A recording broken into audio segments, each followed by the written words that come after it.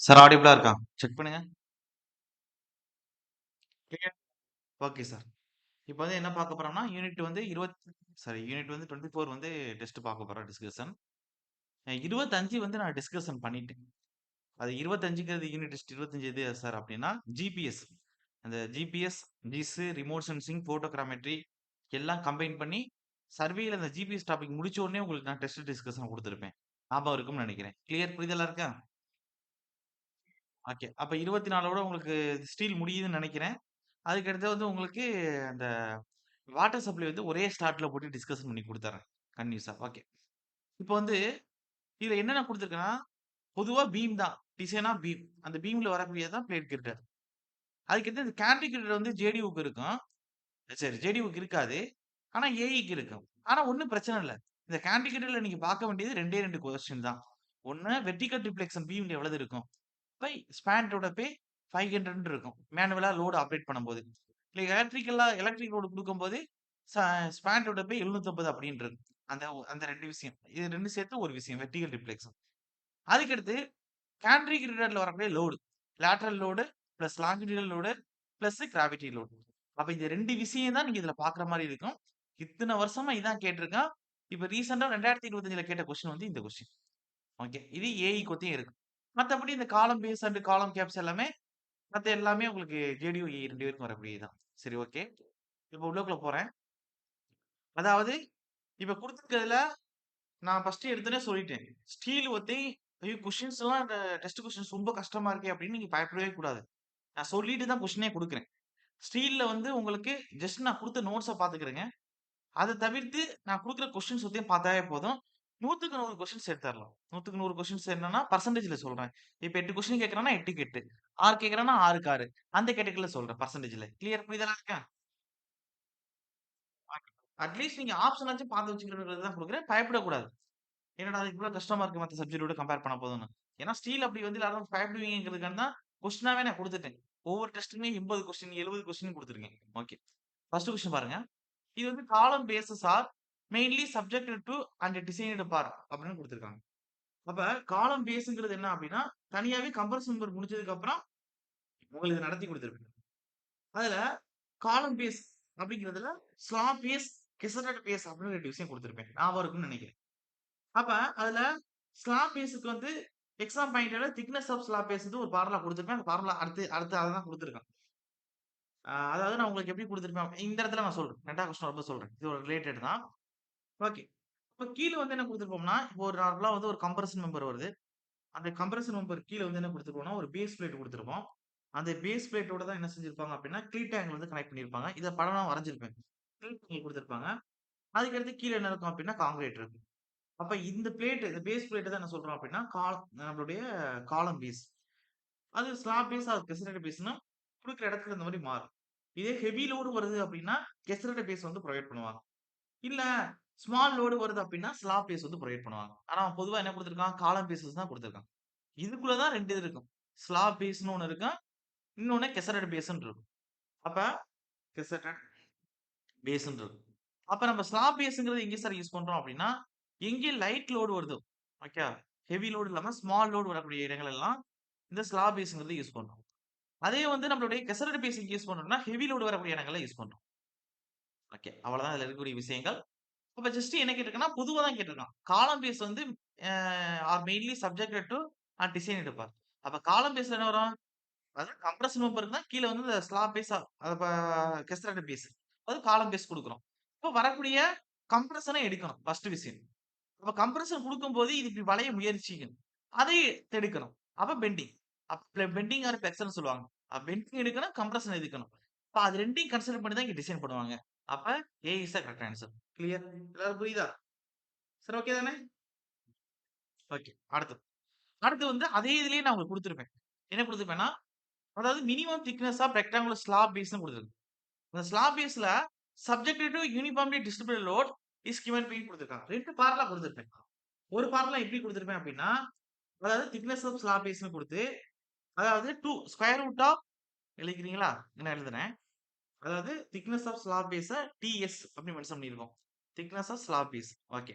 Square root of 2.5 into W open bracket A squared minus 0.3 B squared close bracket into gamma போட்டிருப்போம். இது gamma M1 சொல்லியிருப்பேன். Okay 1.1 வகுத்தல் கீழே FYன்றது. அப்ப இது ஒரு ஃபார்முலா கொடுத்துட்டு அல்லதுன்னு கொடுத்துதான் இப்ப ஆப்ஷன்ல கொடுத்துருக்கக்கூடிய ஃபார்முலா கொடுத்துருப்பேன். அதிகம் வந்து இதுதான் கேட்பான். திக்னஸ் ஆஃப் த ஸ்லாப் பேஸ்ல இந்த அல்லது கொடுத்துருக்கக்கூடிய ஃபார்முலா தான் கேட்பான்னு கொடுத்துருப்பேன். நல்லா எடுத்து பாருங்க உங்களுக்கே தெரியும். அப்ப ஈல்டு ஸ்ட்ரெஸ் வச்சு கொடுத்துருக்கேன். அங்க அந்த பெண்டிங் ஸ்ட்ரெஸ் வச்சு கொடுத்துருப்பேன். சிக்மா பிஎஸ் வச்சு கொடுத்துருப்பேன். அப்ப 3W வகுத்தல் சிக்மா பிஎஸ் இங்க வந்து small A square minus B square வகுத்தல் 4 இது கொடுத்துருப்பேன். அப்ப ஃபர்ஸ்ட் கொடுத்துருக்கக்கூடிய ஃபார்முலா இல்ல. ரெண்டாவது கொடுத்துருக்கக்கூடிய ஃபார்முலா கொடுத்துருக்கேன் ஆப்ஷன்ல. அப்ப 3W மேல இருக்குன்னா கீழே சிக்மா பிஎஸ் அந்த பெண்டிங் ஸ்ட்ரெஸ் தான். அந்த பெண்டிங் ஸ்ட்ரெஸ் எப்படி கொடுத்துருக்கான்? பி வகுத்தல் பிசிடி அப்படின்னு கொடுத்துருக்கான். ஓகே. அதுக்கடுத்து ஏ ஸ்கொயர்டா அவன் நம்ம ஸ்மால் கொடுத்துருந்தோம், இவன் கேபிட்டல் ஏ கொடுத்துருக்கான். பி ஸ்கொயர்டா அது மாதிரி கேபிட்டல் கொடுத்துருங்க கீழே 4. அப்ப இந்த ஆப்ஷன் எங்க இருக்குன்னு பாருங்க. மைனஸ் வரனா இது ரெண்டுமே பிளஸ். அப்ப ரெண்டு ஆப்ஷனும் வராது. இது ரெண்டு மைனஸ்ல இருக்கு. அப்ப இதுல ஏ ஸ்கொயர் தான் ஃபர்ஸ்ட் இருக்கணும். ஏன்னா பி ஸ்கொயர் இருக்கு. அப்ப option B is the correct answer. Clear? எல்லாரும் புரியுதா? Sir clear? ஓகே. அப்ப இந்த பேஸ் பிளேட் வந்து ஸ்லாப் பேஸ்ல எப்படி கொடுத்திருப்போம் அப்படின்னா ரொம்ப மினிமமா கொடுத்திருப்போம். அது கீழே நோட் கொடுத்து எழுதிருப்பேன்னு நினைக்கிறேன். எடுத்து பாத்துக்கோங்க. இப்ப இது வந்து மினிமம் திக்னஸ் கொடுத்திருப்போம். பேஸ் பிளேட் வந்து ஸ்லாப் பேஸ்ல மினிமம் திக்னஸ். அதே வந்து நம்மளுடைய கெசரட் பிளேட்டுங்கிறது அது கெசரட் பேஸ்னு சொல்லுவோம். திக்னஸ் அதிகமா கொடுத்திருக்கும். ஏன்னா இங்க எழுதிக்கிறீங்களா? நீங்க எழுதியிருக்கேன் இந்த இடத்துல. அப்ப இந்த கெசரட் பேஸ்ல வந்து திக்னஸ் அதிகமா இருக்கும். திக்னஸ் இஸ் மோர்னு எழுதிக்கிறேன். Sir clear? யாரும் புரியுதா? ஓகே. 1வது கொஸ்டின் 2வது கொஸ்டின் முடிஞ்சிருச்சு. அப்ப இதுக்கு என்ன சார் ஆன்சர் அப்படின்னா B is the correct answer. Note பண்ணிக்கிறேன் ஜஸ்ட். ஓகே. அடுத்து இந்த சர்ச் லோட் இஸ் கான்ஃபிகரட். ஜேடிஓக்கு இதுல மேல நான் இப்ப சொல்லியிருந்தேன். அது சர்ச் லோட்ல அவனே கொடுத்துட்டான். இப்ப என்ன இருக்கு? கிராவிட்டி லோடு வரும், லேட்டரல் லோடு வரும், லாங்கிடுலர் லோடு வரும். அப்ப எல்லாமே வரும். அப்ப ஆல் ஆர் கரெக்ட்.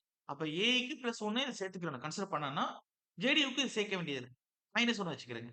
அப்ப D is the correct answer. அடுத்து போறேன். அதுக்கடுத்து a column footing is provided. நம்ம நார்மலா தெரியும். ஃபூட்டிங்ஸ் எதுக்காண்டி குடுக்குறது? நம்மளுடைய மேலேருந்து வரக்கூடிய சூப்பர் ஸ்ட்ரக்சர். இப்ப நார்மலா ஒரு பில்டிங்ஸ் எடுத்துக்கிட்டோம் அப்படின்னா, மேல ஸ்லாப், பீம், காலம் அதுக்கடுத்து கீழ வந்து அந்த லோட வந்து சாயிலுக்கு டிஸ்ட்ரிபியூட் பண்ணணும். அப்ப ஃபூட்டிங்ஸ் மூலமா.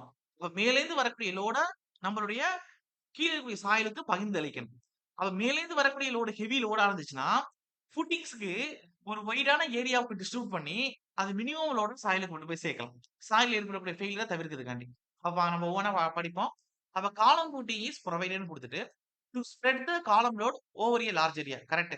மேலேருந்து வரக்கூடிய ஹெவி லோட ஒரு ஃபுட்டிங்ஸ்ல லார்ஜ் ஏரியாக்கு கொண்டு வந்து, அந்த லோட கம்மி பண்ணி, ஒவ்வொரு இதா கம்மியான லோட வந்து சாயிலுக்கு வந்து குடுக்குறது. அப்ப ஃபர்ஸ்ட் உள்ளது கரெக்ட். இருந்தாலும் ஆளுகை பொறுக்கிறதுனால எல்லாத்தையும் பார்ப்போம். To ensure that the intensity of bearing pressure between the column footing and soil does not exceed permissible bearing capacity of the soil. Correct. மேலேருந்து வரக்கூடிய லோடு அந்த இடத்துல இருக்கக்கூடிய சாயிலோட எஸ்பிசின்னு சொல்லக்கூடிய சேஃப் பீரிங் கெப்பாசிட்டி எக்ஸீட் ஆயிடக்கூடாது. அப்ப எஸ்பிசி தான் எப்பயும் அதிகமா இருக்கணும். எதோட? நம்ம சாயில் லோடோட. அப்படி இருந்துச்சு அதுக்காண்டி தான் என்ன கொடுக்குறோம் அப்படின்னா, நம்மளுடைய ஃபுட்டிங்ஸ் வந்து கொடுக்குறோம். இப்ப நம்ம சாயில் டெஸ்ட் முடிச்சதுக்கு அப்புறம் அந்த இடத்துல என்ன டைப் ஆஃப் ஃபுட்டிங்ஸ் கொடுக்கணுமோ அது மாதிரி கொடுக்கணும். இப்ப மார்னிங் பிரிட்ஜ் இன்ஜினியரிங் நடத்தும் போதோட அந்த இடத்துல நீங்க என்ன டைப் ஆஃப் ஃபவுண்டேஷன் யூஸ் பண்ணணும் அப்படின்னு கொடுத்துட்டு அதை கொடுத்துருப்பேன். இப்ப நார்மலா வந்து சாயில் வந்து உங்களுக்கு ரொம்ப வந்து சாஃப்ட் கிளேஸ் கலந்துருக்கு, லூஸ் ஆயிலா இருக்கு அப்படின்னா, நீங்க ஃபுல்லாவே அந்த இடத்துல என்ன செய்யணும்? டிராப் ஃபவுண்டேஷன் குடுக்கணும். ஆர் மேட் ஃபவுண்டேஷன் குடுக்கணும் அப்படின்னு சொல்லியிருப்பேன். அதே வந்து சாயிலுக்கு 2 மீட்டர் டூ 3 மீட்டர் வரை இது நல்லா இருக்கு. ஒரு குறிப்பிட்ட இடத்துக்கு சாயிலோட ஸ்ட்ரென்த்ங்கிறது நல்லா இருக்கு அப்படின்னா, நார்மல் ஸ்ப்ரெட் புட்டிங் குடுத்தாவே போதும் அப்படின்னு சொல்லியிருப்பேன். அதுக்கடுத்து உங்களுக்கு ஃபுட்டிங்ஸ் குடுக்கக்கூடிய இடம் ரொம்ப நெருக்கலா இருக்கு. அப்ப அந்த மாரி இடங்கள்லயும், இல்ல அன்ஈவன் லோடு வருது அப்படி அந்த மாரியான இடங்களையும் 2 ஃபுட்டிங்ஸையும் கனெக்ட் பண்ணி குடுக்கக்கூடியது தான் கம்பைன்டு ஃபுட்டிங்ன்னு சொல்லியிருப்பேன். அதுக்கடுத்து ரொம்ப சாயில் வந்து வீக்கா கிளே நேச்சர்ல இருக்கு அப்படின்னா, அந்த கீழ நம்ப எந்த இடத்துல ஹார்டான சாயில் இருக்கோ, அத ரீச் பண்ற மாரி ஃபைல் அடிச்சு, மேல ஃபைல் கேப் குடுத்து, அது மேல ஃபூட்டிங்க ரெசிஸ்ட் பண்ணணும். அதுதான் ஃபைல் ஃபவுண்டேஷன் அப்படின்னு சொல்லியிருப்பேன். ஞாபகம் இருக்கா? கிளியர்? அப்ப இந்த எஸ்பிசி கண்டுபிடிக்கணும் அப்படின்னா, சாரி எஸ்பிசி கண்டுபிடிச்சோம்னா தான் நம்மளால என்ன டைப் உள்ளுக்குள்ள இன்க்ளூட் பண்ண முடியும். இவனுக்கு எது சூட்டபிளா இருப்பான் அப்படிங்கிறத முடிவு பண்ண முடியும். கிளியர்? ஓகே. அப்ப இங்க என்ன குடுத்திருக்கான்? To ensure that the intensity of bearing pressure between the column footing and soil does not exceed permissible bearing capacity of the soil. அப்ப ஃபுட்டிங்க்கும் சாயிலுக்கும் அந்த பிட்வீன் த இன்டென்சிட்டி ஆஃப் பிரஷர்ங்கிறது எப்படி இருக்கணும்? இன்டென்சிட்டி ஆஃப் பேரிங் பிரஷர் எப்படி இருக்கணும் அப்படின்னா, சாயிலோட bearing capacity exceed ஆயிடக்கூடாது. Correct. அதனால தான் ஃபுட்டிங்ஸே குடுக்குறது. அப்ப பி இன்கரெக்ட். அப்ப ஆல்வே இப்ப முடிவு பண்ணிரலாம். இருந்தாலும் சி படிக்கிறேன். To distribute the column load over the soil through the column footing. Correct. அதாவது காலத்தோட லோட நம்ம என்ன செய்யறோம்னா, சாயில்ல இந்த காலம் புட்டிங் மூலமா டிஸ்ட்ரிபியூட் பண்றோம். அப்ப இதுவும் கரெக்ட். அப்ப என்ன சார் வரும் அப்படின்னா all the above. D is the correct answer. Clear? புரியுதலா இருக்கா? ஓகே. இப்ப நீங்க என்ன சொல்ல போறீங்க? 5வது கொஸ்டின் லாஸ்ட் டிஸ்கஷன் பண்ணும்போது குடுத்ததுதான். அது அப்படியே இங்க ரிப்பீட் ஆயிருக்கு. என்ன ஃபார்முலா வரும்? In a cartilage column footing, maximum bending moment M occur at the center of the cartilage beam is given by கொடுத்திருக்கான். அங்கேயே சொல்லியிருப்பேன். அது maximum bending momentனா center of the cartilage beam. அதே வந்து ஒரு விஷயம் மாத்தணும். லாஸ்டா வந்து இங்க வந்து நம்ம வேற ஆப்ஷன் கொடுத்திருக்கோம். இதே சியர் போர்ஸ்னு கொடுத்துட்டான் அப்படின்னா edge of the base plate அப்படின்னு வரும். அந்த பேஸ் பிளேட்டோட எட்ஜ். அதே கிரிலேஜ் பீம் ஆர் பேஸ் பிளேட்டோட சென்டர் அப்படின்னா மேக்ஸிமம் பெண்டிங் மோமெண்ட். இப்போ இதுல பார்க்கலாம் என்ன கொடுத்திருப்பேன்? ஞாபகம் இருக்கா? ஜஸ்ட் பி பை 8 வந்து ஞாபகம் வச்சுக்கிறங்க. அதுக்கு தான் எதுன்னு சொல்லியிருப்பேன். அப்ப B by 8 L minus A. அப்ப option C is the correct answer. Unit test 23ல கொடுத்திருப்பேன். கிளியர்? ஓகே. அடுத்து அடுத்து பாருங்க. அதே இன் கிரிலேஜ் ஃபவுண்டேஷன். கிரிலேஜ் ஃபவுண்டேஷன்னா ஒண்ணும் இல்ல. அந்த பேஸ் பிளேட் வந்து திக்னஸ் கூட கொடுத்திருப்போம். அதான் கிரிலேஜ் பேஸ் அப்படின்னு சொல்லுவோம். அது கெசரட் பேஸ் அப்படின்னு சொல்லுவோம். அப்ப திக்னஸ் அதிகமா குடுத்திருக்கிறதுனால ஹெவி லோட எடுக்க முடியும். அதுதான் விஷயம். இந்த குடுத்துட்டான் பாருங்க. இப்பதான் மேக்ஸிமம் பெண்டிங் மோடுக்கு ஃபார்முலா பார்த்தோம். அங்க என்ன குடுத்தேன்? அந்த பேஸ் பிளேட்டோட சென்டர் ஆர் அந்த கிரில் பீமோட சென்டர்னு குடுத்தேன். இப்ப இங்க என்ன குடுத்திருக்கான்னா, சியர் போர்ஸ் குடுத்திருக்கான். அப்ப என்ன சொன்னேன்? எட்ஜ் வரும்னு சொன்னேன். லாஸ்ட் யூனிட் டெஸ்ட் 23ல என்ன குடுத்தேன்னு தெரியல. மாத்தி குடுத்துட்டேன்னு நெனைக்கிறேன். இந்த இதுல கரெக்ட்டா இது பண்ணிக்கிறேன். கரெக்ஷன் பண்ணிக்கிறேங்க.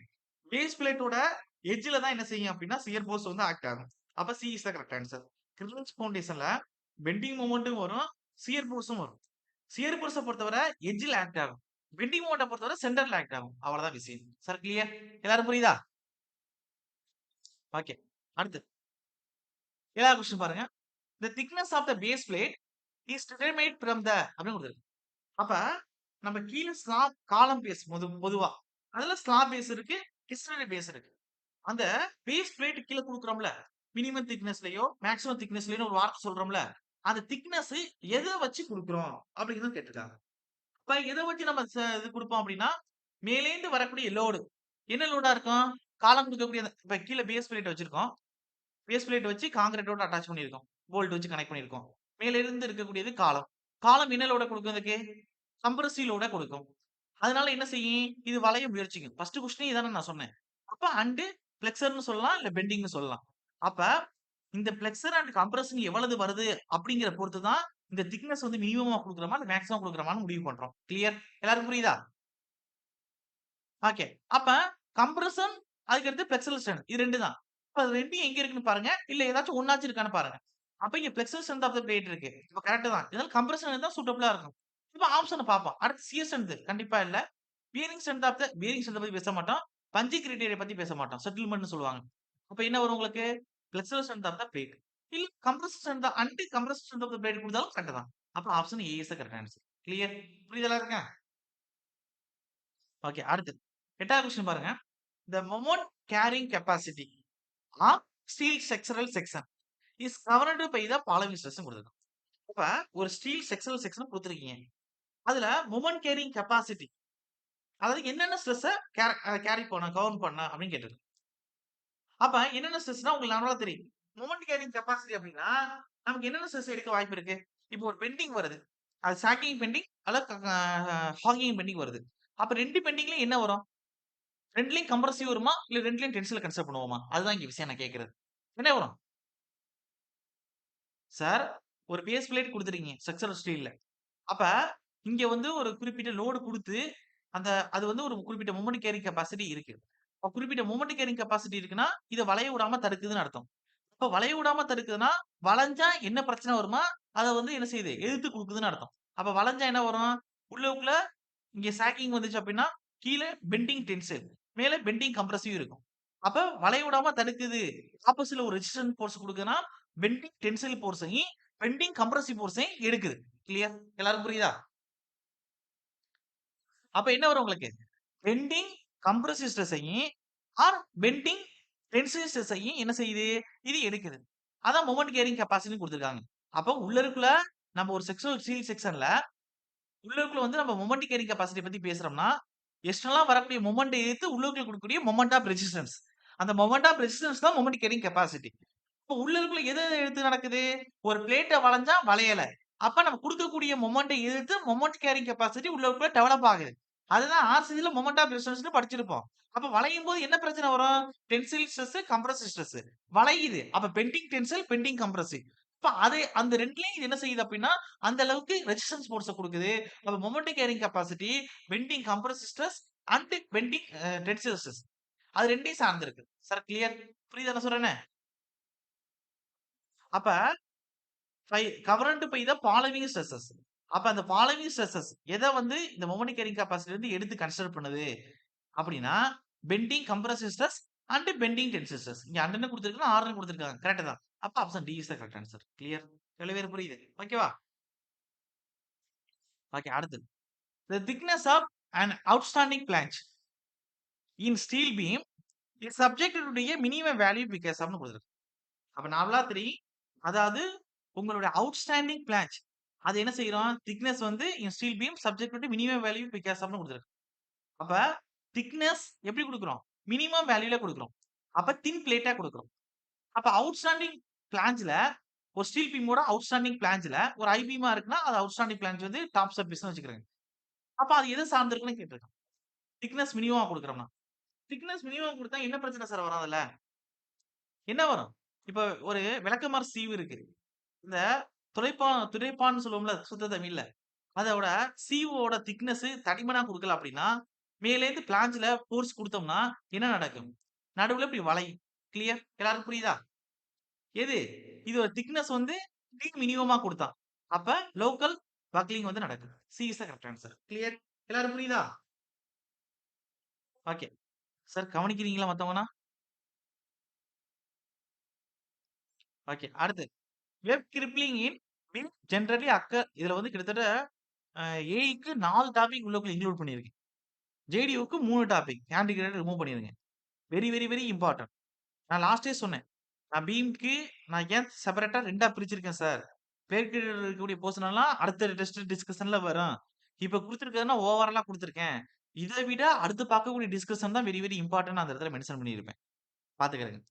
அப்ப web crippling in a beam generally occur at the point where கேட்டிருக்கும்.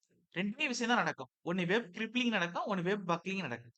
அப்ப வெப் கிரிப்ளிங் நடக்குது அப்படின்னா, பாயிண்ட் லோட் ஆர் கான்ஸ்டன்ட் லோட்ன்னு சொல்லுவாங்க. Sir clear? எல்லாரும் புரியுதா? அப்ப அது எப்படி நடக்கும் அப்படின்னா, உங்களுக்கு படமோட குடுத்துருக்கேன். எந்த இடத்துல நடக்கும்? இந்த போர்ஷன்ல அப்படி இப்படி இப்படி லைட்டா அப்படி வளைஞ்சிருக்கும். வெப் கிரிப்ளிங்ன்னா. பாயிண்ட் லோட் ஆக்ட் ஆகக்கூடிய அதே சப்போர்ட்ல. கிளியர்? அப்ப வெப் கிரிப்ளிங் நடக்கக்கூடாது அப்படின்னா, இந்த சப்போர்ட்ல பியரிங் ஸ்டிஃப்னர் குடுக்குறோம். அதுவும் கொஸ்டின் ஏரியா. அதே வெப் பக்லிங் நடக்கக்கூடாது அப்படின்னா, இன்டர்மீடியேட் ஸ்டிஃப்னர் குடுக்கணும். இந்த ஸ்டிஃப்னர் கிட்ட கேட்டா கீழ கொஸ்டின்ஸ் வரும். அங்க நம்ம சொல்லுவோம் அத பத்தி. அப்ப இங்க என்ன சார் வரும்? Web crippling in beam generally occur at the point where concentrated load or point load act ஆகக்கூடிய பாயிண்ட்ல. அப்ப constant load act. C is the correct answer. Clear? Okay. அடுத்து அடுத்து பாருங்க 11. The lateral buckling of I-beam in steel is covered to most பைன்னு குடுத்துருக்கு. ஒரு ஐ-பீம்ல இருக்கக்கூடிய lateral பக்லிங்க அந்த steel எப்படி கன்சிடர் பண்ணி எடுக்குது?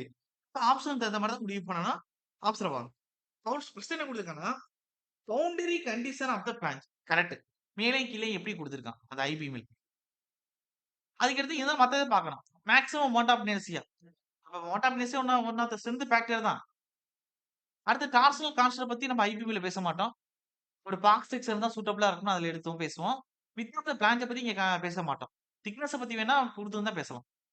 அப்படி திக்னஸ பத்தி மென்ஷன் பண்ணாத போது, அந்த பிளான்ச் பீம்ல, ஐ பீம்ல எப்படி இருக்கு? மேலேயும் கீழேயும் பவுண்டரி கண்டிஷன்ஸ் எப்படி இருக்கு? நம்ம படிப்போம்ல.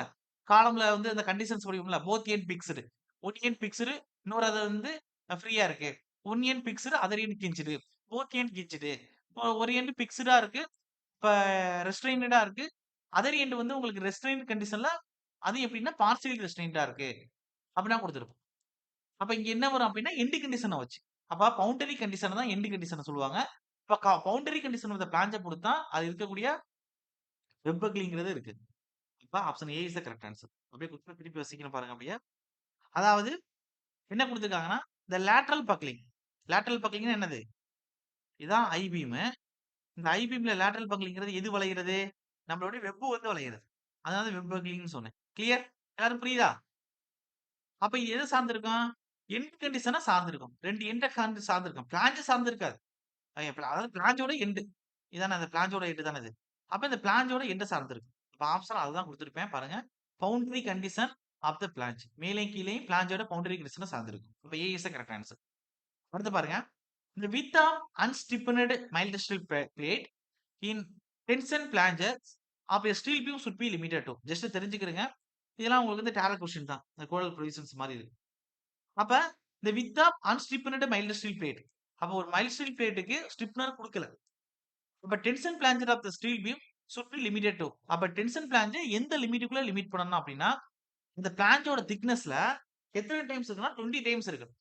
அப்ப திக்னஸ் ஆஃப் த அந்த பிளான்ஜோட 20 டைம்ஸ் இருக்கணும். அதான் குடுத்திருப்பாங்க. டீங்கிறது திக்னஸ் ஆஃப் த அவுட்ஸ்டாண்டிங் லெக்ன்னு குடுத்திருப்பாங்க. அப்ப option B is the correct answer. இந்த அவுட்ஸ்டாண்டிங் லெக்ங்கிறது பிளான்ஜ தான் குறிக்குது. அப்ப option B is the correct answer. Just பாத்துக்கிடுங்க. அடுத்து அடுத்து இந்த minimum thickness of unstiffened web plate in mild steel beam should பீன்னு குடுத்திருக்காங்க. அப்ப ஒரு மைல்டு ஸ்டீல் பீம்ல நம்ம மினிமம் அன்ஸ்டிப்னட் குடுத்துட்டோம். அப்ப ஸ்டிப்னர் பிரைவேட் பண்ண வேண்டியது. அப்ப இந்த இடத்துல நீங்க டீடைல்டா எப்ப ஸ்டிப்னர் பிரைவேட் பண்ண வேணாம், எந்த லிமிட் இருந்தா ஸ்டிப்னர் பிரைவேட் பண்ணலாம், அப்ப ஸ்டிப்னர் பிரைவேட் பண்ணும்பொழுது வெர்டிகல் ஸ்டிப்னரா ஹரிசாண்டல் ஸ்டிப்னர் எப்படி சேர்த்து குடுக்கணும், அந்த ஹரிசாண்டல் ஸ்டிப்னர்ல எப்ப கம்ப்ரஷன் பிளான்ஜ் எப்ப நியூட்ரல் ஆக்ஸ பொறுத்து குடுக்கணும் அப்படின்னு டீடைல்டா பார்க்கலாம். அப்ப ஸ்டிப்னர பொறுத்தவரை 2 கான்செப்ட் குடுத்திருப்பேன். ஏன்னா ஸ்டிப்னர்ல இருந்து ஒரு கொஸ்டின் ரிப்பீட்டடா கேட்டுக்கிட்டே இருக்கான். இப்ப என்னென்ன சார் குடுத்திருப்பேன் அப்படின்னா, ஸ்டிப்னர 2 கேட்டகரியா பிரிக்கலாம். ஒண்ணு பியரிங் ஸ்டிப்னர்னு குடுப்போம். அதாவது நம்ம கான்ஸ்டன்ட் லோடுன்னு சொல்லக்கூடிய பாயிண்ட் லோடுனால வெப் கிரிப்ளிங் ஏற்படும்போது அதோட சப்போர்ட்ல குடுக்கக்கூடிய ஸ்டிப்னர் தான் பியரிங் ஸ்டிப்னர். அது இது ஃபர்ஸ்ட் கேட்டகரி. அப்ப இது பியரிங் ஸ்டிப்னர். ஸ்டிப்னர் எழுதிக்கிறேங்க. அதே சேம் டைம் இன்னொரு ஸ்டிப்னர் என்ன சொல்லுவோம் அப்படின்னா, அந்த வெப் பக்லிங் நடக்கக்கூடிய இடத்துல குடுக்கக்கூடிய ஸ்டிப்னர். அததான் இன்டர்மீடியேட் ஸ்டிப்னர் குடுப்போம். இப்ப இன்டர்மீடியேட் ஸ்டிப்னர்ங்கிறது எப்படி வேணாலும் குடுக்கலாம். ஒண்ணு வெர்டிகலா குடுக்கலாம், அல்லது ஹாரிசான்டலா குடுக்கலாம். ஹாரிசான்டலா குடுக்குறதிலே நியூட்ரல் ஆக்சிஸ்ல குடுக்கலாம், இல்ல கம்ப்ரஷன் பிளான்ஜ்ல குடுக்கலாம். அப்ப இன்னொன்னு என்ன சார் அப்படின்னா, இன்டர்மீடியேட் ஸ்டிப்னர். இன்டர்மீடியேட்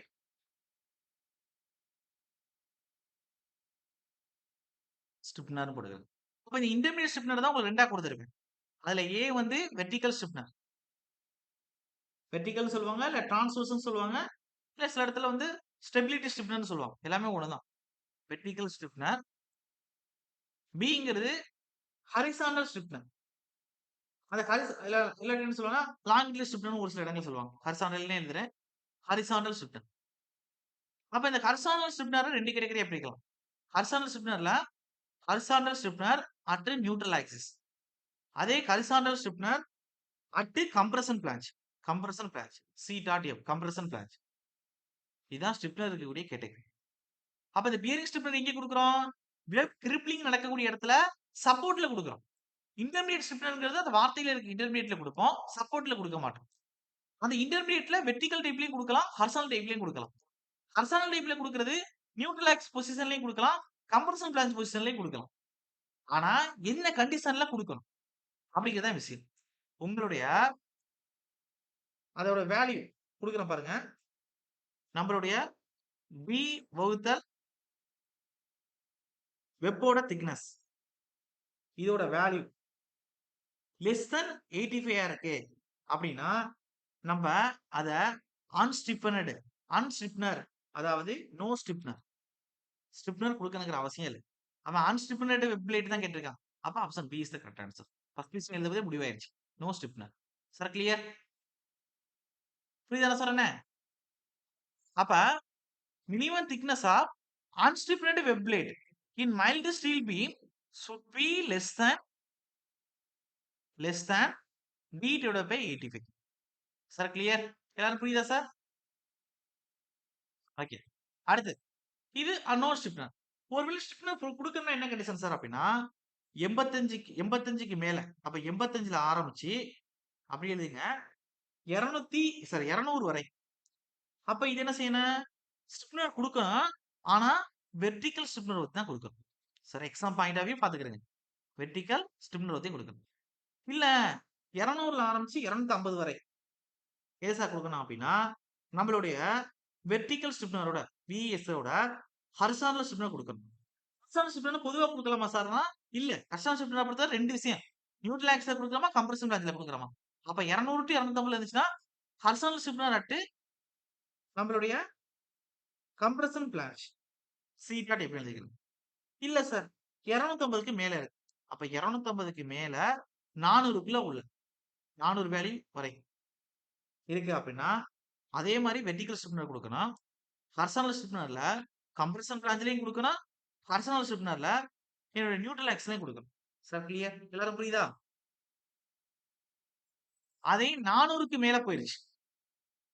அப்படின்னா 400க்கு மேல போயிருச்சு அப்படின்னாவே நீங்க என்ன செய்யணும்? அந்த செக்ஷன எடுத்து ரிவைஸ் பண்ணணும். சைஸ் எல்லாத்தையும் மாத்தணும். இப்ப ரிவைஸ்டு செக்ஷன். நோட்ஸ் குடுத்திருப்பேன். எடுத்து பாத்துக்கிறேன். அப்ப இந்த ஸ்ட்ரிப்டர் concept very very very very important concept. Sir clear? எல்லாரும் புரியுதா? ஓகே. அப்ப இதுலயும் வந்து அந்த ட்ரேட் கிரெடிட்ட பத்தி பேசும்போது ஒரு எக்கனாமிக்கல் டெப்த்க்கு ஒரு ஃபார்முலா குடுத்திருப்பேன். அதாவது cube root of MK divided by FY. அதுல கேங்கிறது தான் இந்த D by TW thickness of web அத வந்து குறிக்கும் அப்படின்னு நான் மென்ஷன் பண்ணியிருக்கேன். நீங்க நோட்ஸ் எடுத்து பார்த்தா உங்களுக்கு புரியும்னு நினைக்கிறேன். அந்த டி பை டிடபிள்யூ அந்த கே தான் அதோட வேல்யூ வச்சு தான் ஸ்டிப்னர் எப்ப குடுக்க மாட்டோம், எப்ப குடுப்போம், எப்ப வெர்டிகல் ஸ்டிப்னர் ஓதையும் குடுப்போம், எப்ப வெர்டிகல் ஸ்டிப்னரோட ஹரிசாண்டல் ஸ்டிப்னர் அட் நியூட்ரல் ஆக்சிஸ்ல ஹரிசாண்டல் ஸ்டிப்னரோட அட் கம்ப்ரஸர் பிளஸ் சேர்த்து குடுக்கணுமா அப்படிங்கிறத அத வச்சு தான் முடிவு பண்ணும். அப்ப இந்த D divided by D sorry DW இதுங்கிறது என்ன அப்படின்னா கான்ஸ்டன்ட் கேவ குறிக்கும். அந்த கேங்கிறது என்ன சார் எதுல இருந்து வந்திருக்கும் அப்படின்னா நம்ம economical depth of the plate greater அந்த டி ஈக்குவல் இது வந்து டிங்கிறது economical depth equal to square root of cube MK வகுத்தல் எஃப்ஒய்ன்னு சொல்லியிருப்பேன். இந்த கேல இருந்து அது வந்துடும். சரி ஓகே. அதெல்லாம் அப்பப்ப அடுத்தடுத்து பாத்துக்கலாம். அப்ப இதுக்கு என்ன சார் ஆன்சர் அப்படின்னா B is the correct answer. மேல ஆன்சர் மார்க் பண்ணிட்டேன்னா ஓகே. ரெகுலர்லயே மென்ஷன் பண்ணிக்கிறோம். Option B is the correct answer. அடுத்து அடுத்து பாருங்க 14வது question. The minimum thickness of vertically stiffened web plate stiffener web plate is mild steel beam should be ன்னு கொடுத்துருக்கான். மினிமம் திக்னஸ்னா டி மினிமமா இருக்கு. வெர்டிகல் ஸ்டிஃப்னர் கொடுக்குறானா ஒரு வெப் பிளேட்ல. அப்ப நான் இப்பதான் கொடுத்தேன். வெர்டிகல் ஸ்டிஃப்னர் ஒருத்தையும் வரணும்னா என்ன சார் தான் 85 200 இருக்கணும். இருந்தாலும் ஆப்ஷன் எப்படி கொடுத்துருக்கோம் அதை வந்து மேக் பண்ண முடியும். அப்ப ஆப்ஷனை பாருங்க. என்ன இருக்கணும்? இப்பதானே சொன்னேன். எதுக்குள்ள இருக்கணும் சார்? 85 டு எதுக்குள்ள இருக்கணும்? 200க்குள்ள இருக்குன்னு சொன்னேன். வெர்டிகல் ஸ்டிஃப்னர் ஒருத்தையா. அப்ப இங்க என்ன வரணும்? நீங்க கொஞ்சம் கவனமா இருக்கணும். அவசரப்படக்கூடாது. கேபிட்டல் டி டிவைட் பை 200 போடுவீங்களா? ஸ்மால் டி டிவைட் பை 200 போடணுமா? என்ன நம்ம குடுத்திருப்போம்? கேபிட்டல் டி இல்ல ஸ்மால் டி எது வரும்? எப்படி பார்த்தாலும் இந்த 6mm 325 இதெல்லாம் அடிக்க மாட்டீங்க. 200 2 தான் உங்களுக்கு வித்தியாசம். ஏன்னா டி டிவைட் பை டிடபிள்யூ 85க்கு மேல 200க்குள்ள உள்ள. இப்பதான் வெர்டிகல் ஸ்டிஃப்னர்ங்கிறது குடுப்போம் வெப் பிளேட்ல. இப்ப என்ன வரும் உங்களுக்கு? Small D divide by 200. D is the correct answer. Clear? Okay. அடுத்து வந்து டைரக்ட் ஃபார்முலா தான். எக்ஸாம்ல கேட்க வாய்ப்பு இருக்கு. பாத்துக்கங்க. அதாவது the bearing stress produced under a constant load in a web is given by அதாவது கான்ஸ்டன்ட் லோடு வந்துச்சுன்னா வெப் கிரிப்லிங் கிரியேட் ஆகும். கிரிப்லிங் கிரியேட் ஆகும். அப்ப நம்ம என்ன கொடுக்கணும்? சப்போர்ட்ல பியரிங் ஸ்டிப்னர் கொடுக்கணும். அது என்ன எடுக்கும்? பியரிங் ஸ்ட்ரெஸ் ப்ரொடியூஸ் பண்ணும். அப்ப அதுக்கான ஃபார்முலா என்ன சார் அப்படின்னா ஆப்ஷன் பி பாருங்க.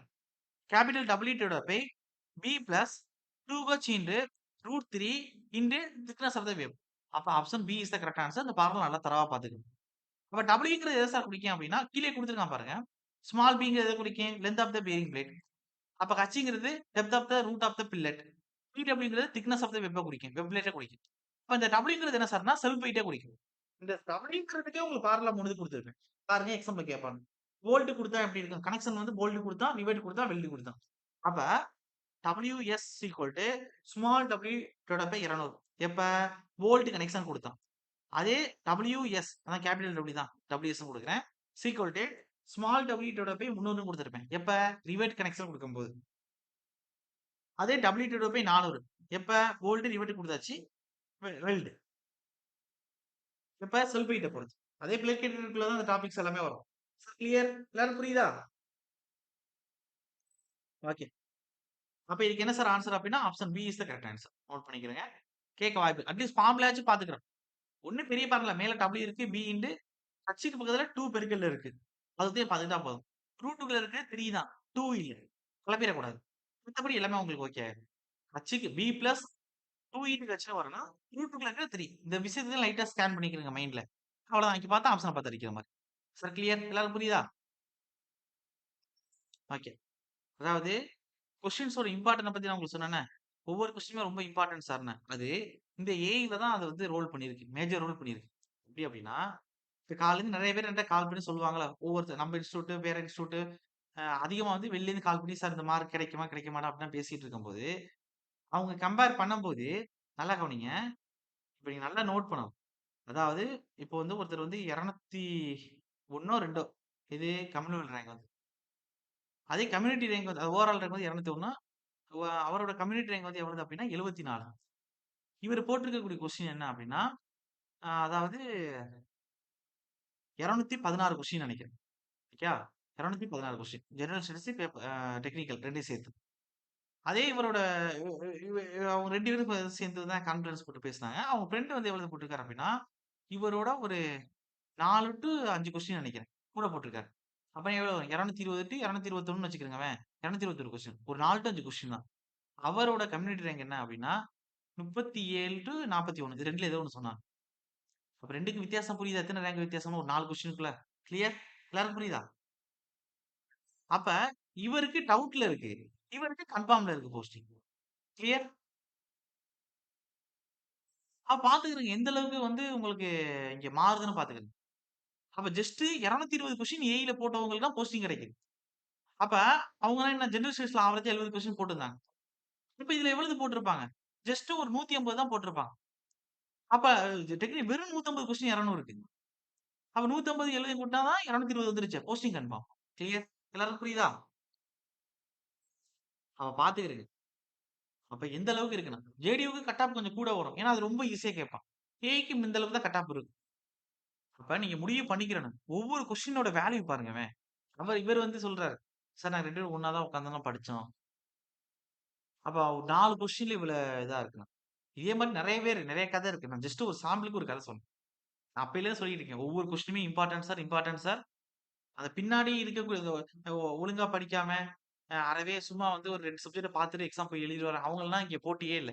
அவங்கலாம் கன்சிடரே பண்ண வேண்டியது. உண்மையா உழைச்சுட்டு, கரெக்ட்டா பிரிப்பரேஷன் கரெக்ட்டா பண்ணிட்டு எக்ஸாம் போறாங்கல்ல, அவங்களுக்கு கண்டிப்பா வந்து 1 கொஸ்டின், 2 கொஸ்டின் நீங்க வந்து தவறுதல் பண்றீங்க அப்டின்னா, அது மேஜர் ரோல் பண்ணும். அந்த ஒரு 4 கொஸ்டின் உங்க போஸ்டிங் உள்ளுக்குள்ள இருக்கீங்களா? இல்லையா? அப்டிங்கிறத முடிவு பண்ணிட்டு போயிரும். Sir clear? எல்லாரும் புரியுதா? அதுக்காண்டி தான் ஸ்டீல்னா கஷ்டமான சப்ஜெக்ட். அட்லீஸ்ட் நீங்க கிளாஸ் நோட்ஸ லைட்டா மேலோட்டமா பார்க்குறீங்க. ஆ கொஸ்டின் பேப்பராச்சும் நீங்க ஆன்ஸர் வாட் இஸ் வாட் இப்ப இந்த கொஸ்டின்னா கிளாஸ் நோட்ஸ்ல நான் குடுத்திருக்க மாட்டேன். ஏன்னா, ஆப்ஷன்ல குடுக்கும்போது இத பார்த்து நீங்க அடிச்சிடுற மாரி. அப்ப இதெல்லாம் கேட்டேன்னா, அப்ப 2க்கு பக்கத்துல கட்சி ஒரு மாரி டிஸ்கஷன் பண்ணாங்க. ரூட்டுக்குள்ள 3 இருக்கணும். இப்ப ஈஸியா அடிச்சிடலாம். அப்ப சில விஷயங்கள்லாம் அதனால தான் இங்க குடுக்குறது. அத நீங்க கரெக்ட்டா ஃபாலோ பண்ணிக்கிறணும். நான் நான் வந்து எந்த மெத்தட்ல ஒரு விஷயத்த நான் வந்து உங்களுக்கு சொல்ல வர்றேனோ, அத நீங்க கரெக்ட்டா ஃபாலோ பண்ணா தானே சக்சஸ் கிடைக்கும். இப்ப நீங்க ஏதோ ஒரு சமையல் குறிப்பு பார்க்குறீங்க. இத இப்படி பண்ணா, உங்களுக்கு இந்த சமையல் ஒரு விஷயம் பண்ண போறீங்க. அது வந்து அவுட்புட் கிடைக்கும்னு நெனைக்கிறீங்க. அந்த குறிப்புல போட்டிருக்க மாரி நீங்க செஞ்சா அது கிடைக்கும். குறிப்புல கரெக்ட்டா தெளிவா குடுத்துட்டாங்க. அந்த குறிப்புல குடுத்திருக்கிறதுல ஏதோ 2 விஷயத்த நீங்க விட்டுட்டு பண்ணீங்க அது கரெக்ட்டா வருமா? கரெக்ட்டா வராது. அது உங்களுக்கே தெரியும். அதே மாரி தான். உங்களுக்கு சக்சஸ் வரணும்னா இந்த ஃபார்மட்ட ஃபாலோ பண்ணுங்கன்னு நான் ஒரு இது குடுத்துட்டேன். அத 100க்கு 100% நீங்க ஃபாலோ பண்றது தான். இல்ல ஒரு 10% ஃபாலோ பண்ணிட்டு மீதி இருக்கக்கூடிய ஃபாலோ பண்ணாம போனீங்க அப்படின்னா, அதுக்கான ரிசல்ட் உங்களுக்கு அங்கே தெரியும். அதனால தான் சொல்றேன். ஒண்ணும் பிரச்சனை இல்ல. காம்படிட்டிவ் எக்ஸாம்க்குலாம் ஓரளவு ஒரு ஒரு 60% 50%க்கு மேல படிச்சுட்டாவே, அவங்க எப்படியும் வெளில போமாட்டாங்க. உள்ளுக்குள்ள வந்துட்டாங்கன்னா, எப்படியாச்சும் கிளியர் பண்ணிறணும்னு தான் நெனப்பாங்க. ஒரு டைம் புத்தி வரல அப்படின்னா, அடுத்த டைம் புத்தி வந்துரும். அதுக்காண்டி அவங்க குடுக்குற வருஷங்கள் தான் 1 வருஷமோ, 2 வருஷமோ. அந்த இதுக்கு நீங்க ஏன் போறீங்கங்கிறேன் நான். கிளாஸ்ல குடுக்கும்போது கரெக்ட்டா எல்லா விஷயத்தையும் ஃபாலோ பண்ணிட்டாவே சீக்கிரம் வந்து சக்சஸ் ஆயிரலாம். சார் கிளியர் புரியுதா நான் சொல்றேன்னு? ஓகே. அது நீங்க வந்து நீங்க நெனைக்கிறீங்க. நான் வந்து ஒரு 3 மாசத்துல லாஸ்ட்டா ஒரு 2 சப்ஜெக்ட் பார்க்காம போனேன் சார். ஒரு 3 சப்ஜெக்ட் பார்க்காம போனேன் சார். இல்ல கொஸ்டின் பேப்பர் எடுத்து ரிவிஷன் பண்ணாம போனேன் சார். இல்ல நான் ஆப்டிட்யூட் போட்டு பார்க்காம போனேன் சார். அப்படின்னு நீங்க ஏதாச்சும் ஒரு சொல்றீங்க. ஆனா, அந்த ஒரு அது பண்றதுக்கு நீங்க வந்து கஷ்டப்பட்டு ஒரு 1 மாசம் உட்கார்ந்தா கூட அத பண்ணியிருக்க முடியும். இல்ல அதுக்குன்னு குறிப்பிட்ட டைம் ஒதுக்கியிருந்தால கூட அந்த மிஸ்டேக்க திருத்தியிருக்க முடியும். அத நீங்க பண்ணாம நீங்க போய் தீங்கி காரணம் சொல்லி உள்ளுக்குள்ள போய் எழுதிட்டு வந்துட்டீங்க அப்படின்னா, அடுத்து 1 வருஷம் வெயிட் பண்ணணும். அதுக்குள்ள என்ன வேணுமானாலும் சேஞ்ச் ஆகலாம். இந்த வருஷம் உங்களுக்கு படிக்கிறதுக்கு டைம் கிடைக்கும். அடுத்த வருஷம் அது கிடைக்காமயோட போகலாம். சூழ்நிலை எப்படி வேணுமானாலும் மாறலாம். Sir clear? புரியுதா நான் சொல்றேனே? அதனால வாய்ப்பு கடவுள் உங்களுக்கு ஒரு வாய்ப்ப குடுக்குறாருன்னா, அத அப்பயே பயன்படுத்திக்க பார்க்கணும். உங்கள் சக்திக்கு மேல நீங்க உழைப்ப போட்டு அப்புறம் நடக்கல அப்படின்னா, அத பத்தி பிரச்சனை இல்ல. அடுத்து நீங்க தொடர்ந்து முயற்சி பண்ணும்போது அடுத்து அது எப்பயும் ஃபெயிலியர் ஆகாது. வேற சூழ்நிலைகள்ல உங்களுக்கு அது ஃபெயிலியர் வந்துருச்சு கிட்ட வந்து அப்படின்னா, அதுக்கான சூழ்நிலை அடுத்த டைம் வந்து உங்களுக்கு கையில கிடைச்சிரும் அது. அதனால மைண்ட்ல வச்சுக்கிறது. 14வது கொஸ்டின் பாருங்க. இதையும் வந்து நோட் பண்ணிக்கிறங்க. என்ன வாட் இஸ் வாட்ங்கிற மாரி தெரிஞ்சுக்கிறங்க. ஆப்ஷன பாத்து அடிக்கிற மாரி. To prevent web buckling. அப்ப என்ன ஸ்டெப்னா குடுக்கணும்? இன்டர்மீடியேட் ஸ்டெப்னா குடுக்கணும். Vertical or horizontal step. The allowable compressive stress is found corresponding to slender ratio is. அப்ப லாமிடா ஈக்குவல் இங்க ஒரு பார்முலா வரும். அந்த பார்முலா என்ன சார் அப்படின்னா, option B is the correct answer. சரி ஆப்ஷன் பியா? Option D is the correct answer. DW √3 வகுத்தல் TW. அப்ப option D is the correct answer. அப்ப இந்த TW ஸ்மால் TWங்கிறது திக்னஸ் ஆஃப் த வெப். DWங்கிறது clear depth of the web between root filler. அப்ப ஜஸ்ட் வந்து இந்த பார்முலா வரும் அப்படின்னு பாத்துக்கிறேன். அடுத்து 17 பாருங்க. இது அப்படிதான் ரைட்டா பாத்துக்கிறேங்க. Web buckling at the continuous support can be prevented இப்படின்னு கொடுத்துருக்கு. வெப் பக்லிங்க எப்படி நம்ம இது பண்ணலாம் அப்படின்னா, கீழே உங்களுக்கு வந்து குடுத்துட்டான். அதாவது இதுல எஃப்சி அண்ட் எஃப்எஸ்ங்கிறது என்ன அப்படின்னா, ஆக்சுவல் லாங்கிடியூடல் கம்ப்ரஷன். அதாவது எஃப்சிங்கிறது. அதே ஆக்சுவல் லாங்கிடியூடல் சியர் ஸ்ட்ரெஸ் எது எஃப்பிஎஸ்ங்கிறது குடுத்துட்டான். எஃப்பிஎஸ், சிஆர்ன்னு குடுத்துருக்கான் இங்க. அதே மாரி எஃப்சிஆர், எஃப்பிஆர் இதெல்லாம் குடுத்துட்டான். அப்ப என்ன சார் வரும் அப்படின்னா, FC divided by FCR whole square போட்டுக்கணும். Plus FC divided by FCN whole square போட்டுக்கலாம். லெஸ் தான் ஆர் ஈக்குவல் டூ 1. அப்ப option C is the correct answer. இங்க ஸ்கொயர் இருக்குன்னா அதான் முக்கியமான விஷயம். ஏன்னா கோட் புக்லயே குடுத்திருப்பான். டைரக்ட்டா இருக்கக்கூடிய விஷயங்கள். அடுத்தது 18 பாருங்க.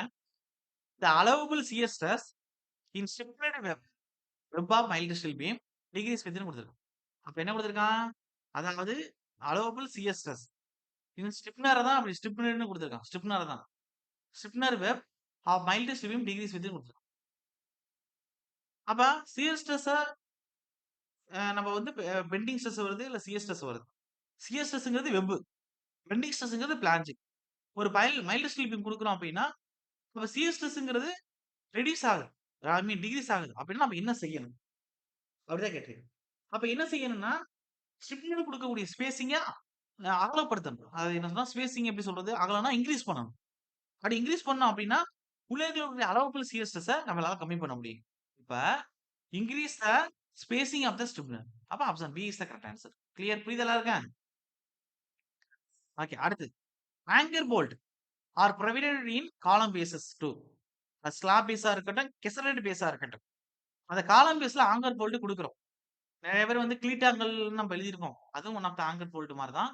அப்ப கீழ அந்த கான்கிரீட்ல அந்த ஸ்லாப் பேஸ் வச்சு போல்ட் வச்சு குடுத்துருப்பாங்க. அதுக்கப்புறம் தான் கம்ப்ரஸர் மேட் வந்து மேல இதாயிரும். பார்த்திருக்கீங்களா? கிளியர்? ஓகே. அப்ப இந்த 2 வீலர் பார்க்கிங்லலாம் போட்டிருப்பாங்க. செட்டுலாம் போடும்போது. கீழ வந்து கான்கிரீட் வந்து அந்த கீழ வந்து கான்கிரீட்ல போட்டிருப்பாங்க. மேல வந்து பேஸ் பிளேட் வச்சு, அதுலேருந்து அந்த ஸ்டீலோட அந்த ஆ ஜிஐ பைப்ப வச்சு போல்ட் வச்சு கனெக்ட் பண்ணியிருப்பாங்க கீழ. கிளியர்? என்ன சொல்றேன் புரியுதா எல்லாருக்கும்? ஓகே. அப்ப எப்ப சார் அப்டின்னா, ஒவ்வொன்னா வாசிக்கிறேன் பாருங்க. First register tension forces correct. அப்ப டென்ஷன் ஃபோர்ஸ ரெசிஸ்ட் பண்ணணும். டென்ஷன் மட்டும் இல்ல, கம்ப்ரஷன் ஃபோர்ஸையும் சேர்த்து. அப்ப டென்ஷன் அண்ட் கம்ப்ரஷன். ஏன்னா பெண்டிங் ஃபோர்ஸ் தான் ரெசிஸ்ட் பண்ண போகுது. அப்ப tension and compressive force. 1 correct. அடுத்து வேற ஆளுதைப்பு இருக்கா?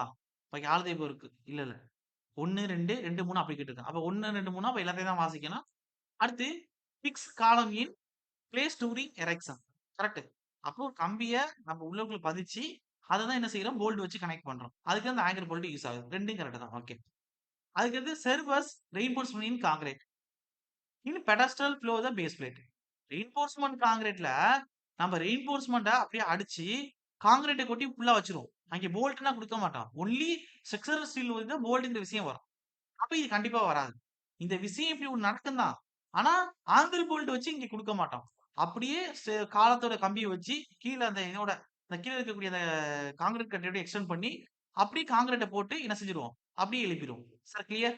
என்ன சொல்ல புரியுதா உங்களுக்கு?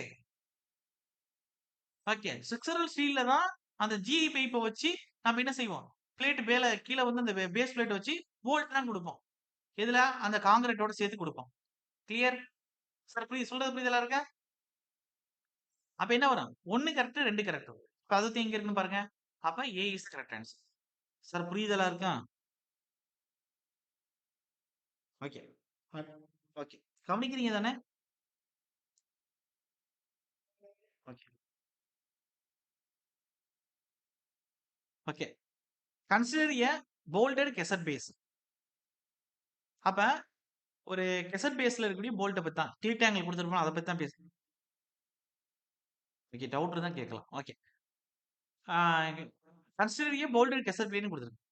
அப்ப ஒரு கெசட் பேஸ்னா அந்த கெசரட் பிளேட்ல குடுத்திருக்கக்கூடிய அந்த இப்ப காலம் மேலேருந்து வந்திருக்கு. கீழ கெசட் பிளேட் குடுத்திருக்கோம். அதான் கெசட் பேஸா செயல்படும். அதுல குடுத்திருக்கக்கூடிய போல்ட் தான். இப்ப இது எப்படி இருக்கும்? ஒரு ரிஜிட் சப்போர்ட் மாரி தான் செயல்படும். இது உங்களுக்கே தெரியும். எதுக்காண்டி பெண்டிங் கம்ப்ரஸ்ட் ஸ்ட்ரெஸ்ஸ எடுக்கிறதுக்காண்டி தான். சரி ஓகே. ஆப்ஷன் தகுந்த மாரி முடிவு பண்ணுவோம். அப்ப இதுலயே 1, 2 இது மாரி குடுத்திருக்கான் ஆப்ஷன். இப்ப எல்லாத்தையும் வாசிச்சு பார்க்கணும். First it is considered to a pin pinned பேஸ்ன்னு குடுத்திருக்கான். பின்னா உங்களுக்கு ஹிஞ்ச் சப்போர்ட் இல்லாட்டி என்ன சொல்லுவோம் நம்ப? ரோலர் சப்போர்ட்ன்னு சொல்லுவோம். அப்ப பின்னா அது? போல்ட் வச்சு அந்த பிளேட்டோட கனெக்ட் பண்றது ரிஜிட் சப்போர்ட்டா செயல்படுமா? பின் சப்போர்ட்டா அது ஆகுமா? அப்ப இத புடிச்சு சுத்தினா சுத்துமா? சொல்லுங்க சார். கீழ பேஸ் பிளேட்டோட போல்ட் வச்சு ஒரு ஸ்டீல் பீமும் கனெக்ட் பண்ணி ஸ்டீல் காலமும் கனெக்ட் பண்ணிட்டீங்க. இப்ப இது சுத்திட்டா சுத்தியுமான்னு கேட்கிறேன் நான். கிஞ்சுனா சுத்தணும் தானே! இப்ப கதவுல கிஞ்சு வச்சிருக்கோம். அப்ப முன்ன பின்ன ரொட்டேட் பண்ணா ரொட்டேட் ஆகுது. அது மாரி ஒரு வெர்டிகல் ஸ்டீல் காலம கீழ கெசட் பிளேட்டோட போல்ட் வச்சு கனெக்ட் பண்ணிட்டீங்கன்னா, இப்டி சாய்ச்சா இங்கிட்டு சாயுமா? அங்கிட்டு ரொட்டேட் பண்ணா ரொட்டேட் ஆகுமா? அப்டின்னு நான் கேட்கிறேன். கிளியர்? ரொட்டேட் ஆகாது. அப்ப ரொட்டேட் ஆகலன்னா எப்படி வந்து பின் சப்போர்ட் குடுத்திருப்போம்? அது ரிஜிட் சப்போர்ட்டா தானே இங்க செயல்படுது. அந்த போல்ட் குடுத்திருக்கிறது. கிளியர்? ஓகே. அப்ப இங்கேயே என்னாச்சு? 1 தப்புன்னு தெரிஞ்சு போச்சு. அப்ப 1 தப்புனா 1 ரிலேட்டடா இருக்கக்கூடியது இங்க இருக்கு. அப்ப இந்த ஆப்ஷன் வராது. இங்க இருக்கு. இந்த ஆப்ஷன் வராது. அப்ப இது 2லயே தான் நீங்க பார்க்கணும். அடுத்து 2வது படிக்கிறேன் பாருங்க. இந்த gazette material used increase the bearing area. Bearing ஏரியாவ நீங்க இன்கிரீஸ் பண்ணீங்கன்னா, மேலேருந்து வரக்கூடிய லோட கம்மி பண்ணி சாயிலுக்கு நல்லா குடுக்கலாம். அப்ப bearing area and consequently resulting in smaller thickness of the base plate. Correct. அப்ப மேலேருந்து 400 கிலோமீட்டர் வருது லோடு அப்படின்னா, நம்ம வைட் ஏரியா குடுக்க பிளேட்டோட திக்னெஸ்ஸ கம்மி பண்ணலாம். ஏன்னா, இந்த 400 கிலோமீட்டர் உள்ளுக்குள்ள பரவும்போது, இந்த இடத்துல 10, இந்த இடத்துல 10, இந்த இடத்துல 10ன்னு லோடு கம்மியாயிரும். அப்ப அதிகப்படிய திக்னெஸ் குடுக்கணுங்கிற அவசியம் இல்ல. அதே சேம் டைம் நம்ம அந்த பிளேட்டோட திக்னெஸ் கம்மி பண்ணிட்டோம் அப்படின்னா, நம்ம என்ன செய்யணும்? சாரி. த பிளேட்டோட ஏரியாவ கம்மி பண்ணிட்டோம் அப்டின்னா, பிளேட்டோட திக்னெஸ் அதிகப்படுத்துற மாரி இருக்கு. கட்டையா இருக்க மாரியே ஒரு திக்னெஸ் இருக்கக்கூடிய பிளேட்ட யூஸ் பண்ற மாரி இருக்கு. அப்ப அந்த இடத்துல ஏரியா வந்து கம்மியாயிரும். அப்ப என்ன கேட்டிருக்கான்? "The gusset material used increase the bearing area." அப்ப திக்னெஸ் ஆட்டோமேட்டிக்கா ஆயிரும், ஸ்மாலர் ஆயிரும். Sir clear? அப்ப இது கரெக்ட் தான். சார் ஓகேவா எல்லாருக்கும்? ஓகே. அடுத்து gusset material used support the base plate. Correct தான். Against bending and considerably resulting in smaller thickness of the base plate. அதாவது பெண்டிங் அண்ட் கம்ப்ரஷன் 2யும் எதிர்த்து தான் நம்ம என்ன செய்வோம்? ஸ்மாலர் திக்னெஸ் பேஸ் பிளேட் குடுத்திருப்போம். ஏரியா வைட் ஏரியா இருக்கும். அதான் மேலேயே குடுத்துட்டானே. வைட் ஏரியாவா இருக்கும். அப்ப இதுவும் கரெக்ட் தான். அப்ப 2 கரெக்ட், 3 கரெக்ட். அப்ப option B is the correct answer. Clear? எல்லாருக்கும் புரியுதா? ஓகே. அடுத்து பாருங்க. இது வந்து ஏஐக்கு இருக்கக்கூடியது. Gantry girder can be designed. முதல்லயே சொன்னேன். Gravity load, lateral load, longitudinal load. 3 load combine பண்ணி குடுப்போம். இங்க என்ன குடுத்திருக்கான்? லேட்டரலி அன்சப்போர்ட்டட் பீம் இருக்கு. கரெக்ட் 1. ஆனா பில்டிங் இன் மல்டி ஸ்டோரி தவறு. யூசிங் சேனல் செக்ஷன் தவறு. அப்ப என்ன வரும்? அங்க வந்து கேண்டிக் கிரிட் ஒன் ஆஃப் த கிரிடர்ன்னு வந்தா பீம் தான். அங்க சேனல் செக்ஷனா குடுக்க மாட்டோம். அப்ப 2 கரெக்ட். அப்ப 2 ஒத்தையும் கரெக்ட். எங்க இருக்குன்னு பாருங்க. அப்ப ஒன்லி 2 இஸ் கரெக்ட். அப்ப B is the correct answer. Clear? புரியுதா எல்லாருக்கும்? ஓகே. அப்ப ஜேடியூ இருக்கக்கூடியவங்க இத -1ன்னு வச்சுக்கிறங்க. ஏஇ இருக்கக்கூடியவங்க இத ஆட் பண்ணி வச்சுக்கணும். தப்புனா நீங்க தப்புன்னு எடுத்துக்கணும். ஜேடி வந்து இந்த கொஸ்டின விட்டுறலாம். சரி ஓகே. அடுத்து வென் கேண்டிகிரேட்டர் இது அதே மாரி தான். ஏஇக்கு +1 ஜேடியூ வந்து -1 வச்சுக்கிறேங்க. மூவிங் லோட் அதாவது when gantry girder carrying moving load such as charging cars அப்படின்னு என்ன எலக்ட்ரிக் பவர் கொடுக்குறோம். இந்த இஓடின்னு சொல்லுவாங்க, இஓடின்னு சொல்லுவாங்க. எலக்ட்ரிக் சார்ஜ் வந்து பண்றோம். அப்ப மேனுவலா நம்ம ஆப்ரேட் பண்ணல. அப்ப எலக்ட்ரிக் சார்ஜ் குடுத்தாவே நான் என்ன சொல்லியிருக்கேன்? ஸ்பானோட பே 750 குடுத்துருக்கேன். மேனுவலா ஆப்ரேட் பண்ணா தான் ஸ்பானோட பே 500. Sir clear? எல்லாரும் புரியுதா? இது என்ன ஒரு பியூட்டினா, ஏஇன்னு நெனைக்கிறேன். ஏஇ தான். அதான் ஜேடியூக்லயே. 2 கொஸ்டினுமே கேட்டிருந்தாங்க. மேனுவலா ஆப்ரேட் பண்றதும் குடுத்திருந்தான். எலக்ட்ரிக் சார்ஜும் குடுத்திருந்தான்னு நெனைக்கிறேன். கரெக்ட்டா ஞாபகம் இல்ல. ஆனா குடுத்திருந்தான். அப்ப 500, 750 எல்லாரும் தெரியும். அத கரெக்ட்டா படிக்காம போயிருந்தாங்க. மேனுவல் ஆப்பரேட்டா? இல்ல எலக்ட்ரிக் பவர் குடுத்து ஆப்பரேட் பண்ணணுமா அந்த கேட்டகரியோட? அப்படின்னு தெரியாம போயிருந்தா 2 கொஸ்டினுமே தப்பா போயிருக்கும் எல்லாருக்கும். அப்ப மேனுவல் ஆப்பரேட்னா ஸ்பான் பே 500. நம்ம எலக்ட்ரிக் பவர் குடுத்து ஆப்பரேட் பண்றோம். அது மூவ் பண்றோம். லேட்டரலா அப்படின்னா எல்2 பே ஸ்பான் பே 750. கேட்டகரினா பார்த்திருக்கீங்க தானே சார்? இப்படி ஒரு வெர்டிகல் சப்போர்ட் குடுத்திருப்பாங்க. இங்க ஒரு வெர்டிகல் சப்போர்ட் இருக்கும். இங்க ஒரு வெர்டிகல் கிரிட் குடுத்திருப்பாங்க. இதுல வந்து ஒண்ணு என்ன ஆகிட்டுனா அங்கிட்டு இங்கிட்டு மூவ் ஆகிட்டே இருக்கும். Sir clear? எல்லாருக்கும் புரியுதா? இங்க வந்து ஒரு கொக்கி மாரி குடுத்திருப்பாங்க. அப்ப ஹெவி லோட் எடுத்துக்கிட்டு இது இங்கிட்டு, இங்கிட்டு மூவ் ஆகிட்டே இருக்கும். இண்டஸ்ட்ரியல்லாம் குடுத்திருப்பாங்க. ஞாபகம் இருக்கா? எங்கேயாச்சும் பார்த்த மாரி. கிளியர்?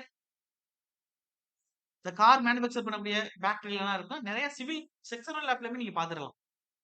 கவர்ன்மென்ட் காலேஜ்லலாம் படிச்சிருந்தீங்கன்னா, பெரிய, பெரிய காலேஜ்ல படிச்சிருந்தீங்கன்னா உங்களுக்கு தெரிஞ்சிருக்கும். பிரைவேட் காலேஜ்லயுமே வச்சிருப்பாங்களே. ஓகே. ஒண்ணும் பிரச்சனை இல்ல. இப்ப இது வந்து +1 வந்து ஏஇ சேர்த்துக்கிறங்க. -1 உங்களுக்கு வந்து இந்த கொஸ்டின் ரிமூவ் பண்ணிக்கிறங்க. டோட்டல் கொஸ்டின்லேருந்து. அப்ப உங்களுக்கு தப்புனா, தப்புன்னு நீங்க போட்டுறணும். ஓகே. அப்ப இது வந்து சார்ஜிங் கார். அப்ப எலக்ட்ரிக் பவர் குடுத்து தான் ஆப்பரேட் பண்றோம். அப்ப C is the correct answer. அடுத்து அடுத்து பாருங்க. ஸ்டிப்னர் ஆர் யூஸ்ட் இன் பேர் கிரிட்ன்னு குடுத்திருக்கான். அப்ப ஸ்டிப்னர்ங்கிறது எதுக்காண்டி குடுக்குறோம் அப்டின்னா, இப்ப வந்து நார்மலா ஒரு வெப் கிரிப்ளிங் நடக்குது. பேரிங் ஸ்டிப்னர் அந்த இடத்துல குடுக்குறோம். இந்த வெப் பக்லிங் நடக்குது. அந்த இடத்துல என்ன செய்றோம் அப்டின்னா, நம்மளுடைய வெர்டிகல் ஸ்டிப்னர் வந்து புரொவைட் பண்றோம். அதே வெர்டிகல் ஸ்டிப்னர்லே ரூல்ஸ் இருக்கு. எது கீழ போனா ஸ்டிப்னர் புரொவைட் பண்ண வேண்டியதுல எந்த லிமிட்டுக்குள்ள இருக்கும்போது வெர்டிகல் ஸ்டிப்னர் வந்து குடுக்கணும். எந்த லிமிட்டுக்குள்ள கொஞ்சம் மாறும்போது வேல்யூ அட்ஜஸ்ட்மென்ட் பண்ணி கூடும்போது உங்களுக்கு வெர்டிகல் ஸ்டிப்னர், ஹாரிசான்டல் ஸ்டிப்னர் குடுக்கணும். அதுல ஹாரிசான்டல் ஸ்டிப்னர்ல எப்போ வந்து கம்ப்ரஷன் பிளான்ஜ பொறுத்து குடுக்கணும். எப்ப compression plus neutral axis vertical stiffener சேர்த்து குடுக்கணும் அப்படிங்கிற விஷயம் இருக்கு. அப்ப பொதுவா தான் குடுத்துருக்கான். அப்ப stiffener are used in plate girder. அப்ப ஆப்ஷன் வச்சு முடிவு பண்ணுவோம். இப்ப reduce the shear stress. Correct. என்ன ஸ்டிப்னஸ் குடுக்கணும்? சியர் ஸ்ட்ரெஸ் எங்க கிரியேட் ஆகும்? வெப்ல கிரியேட் ஆகும்.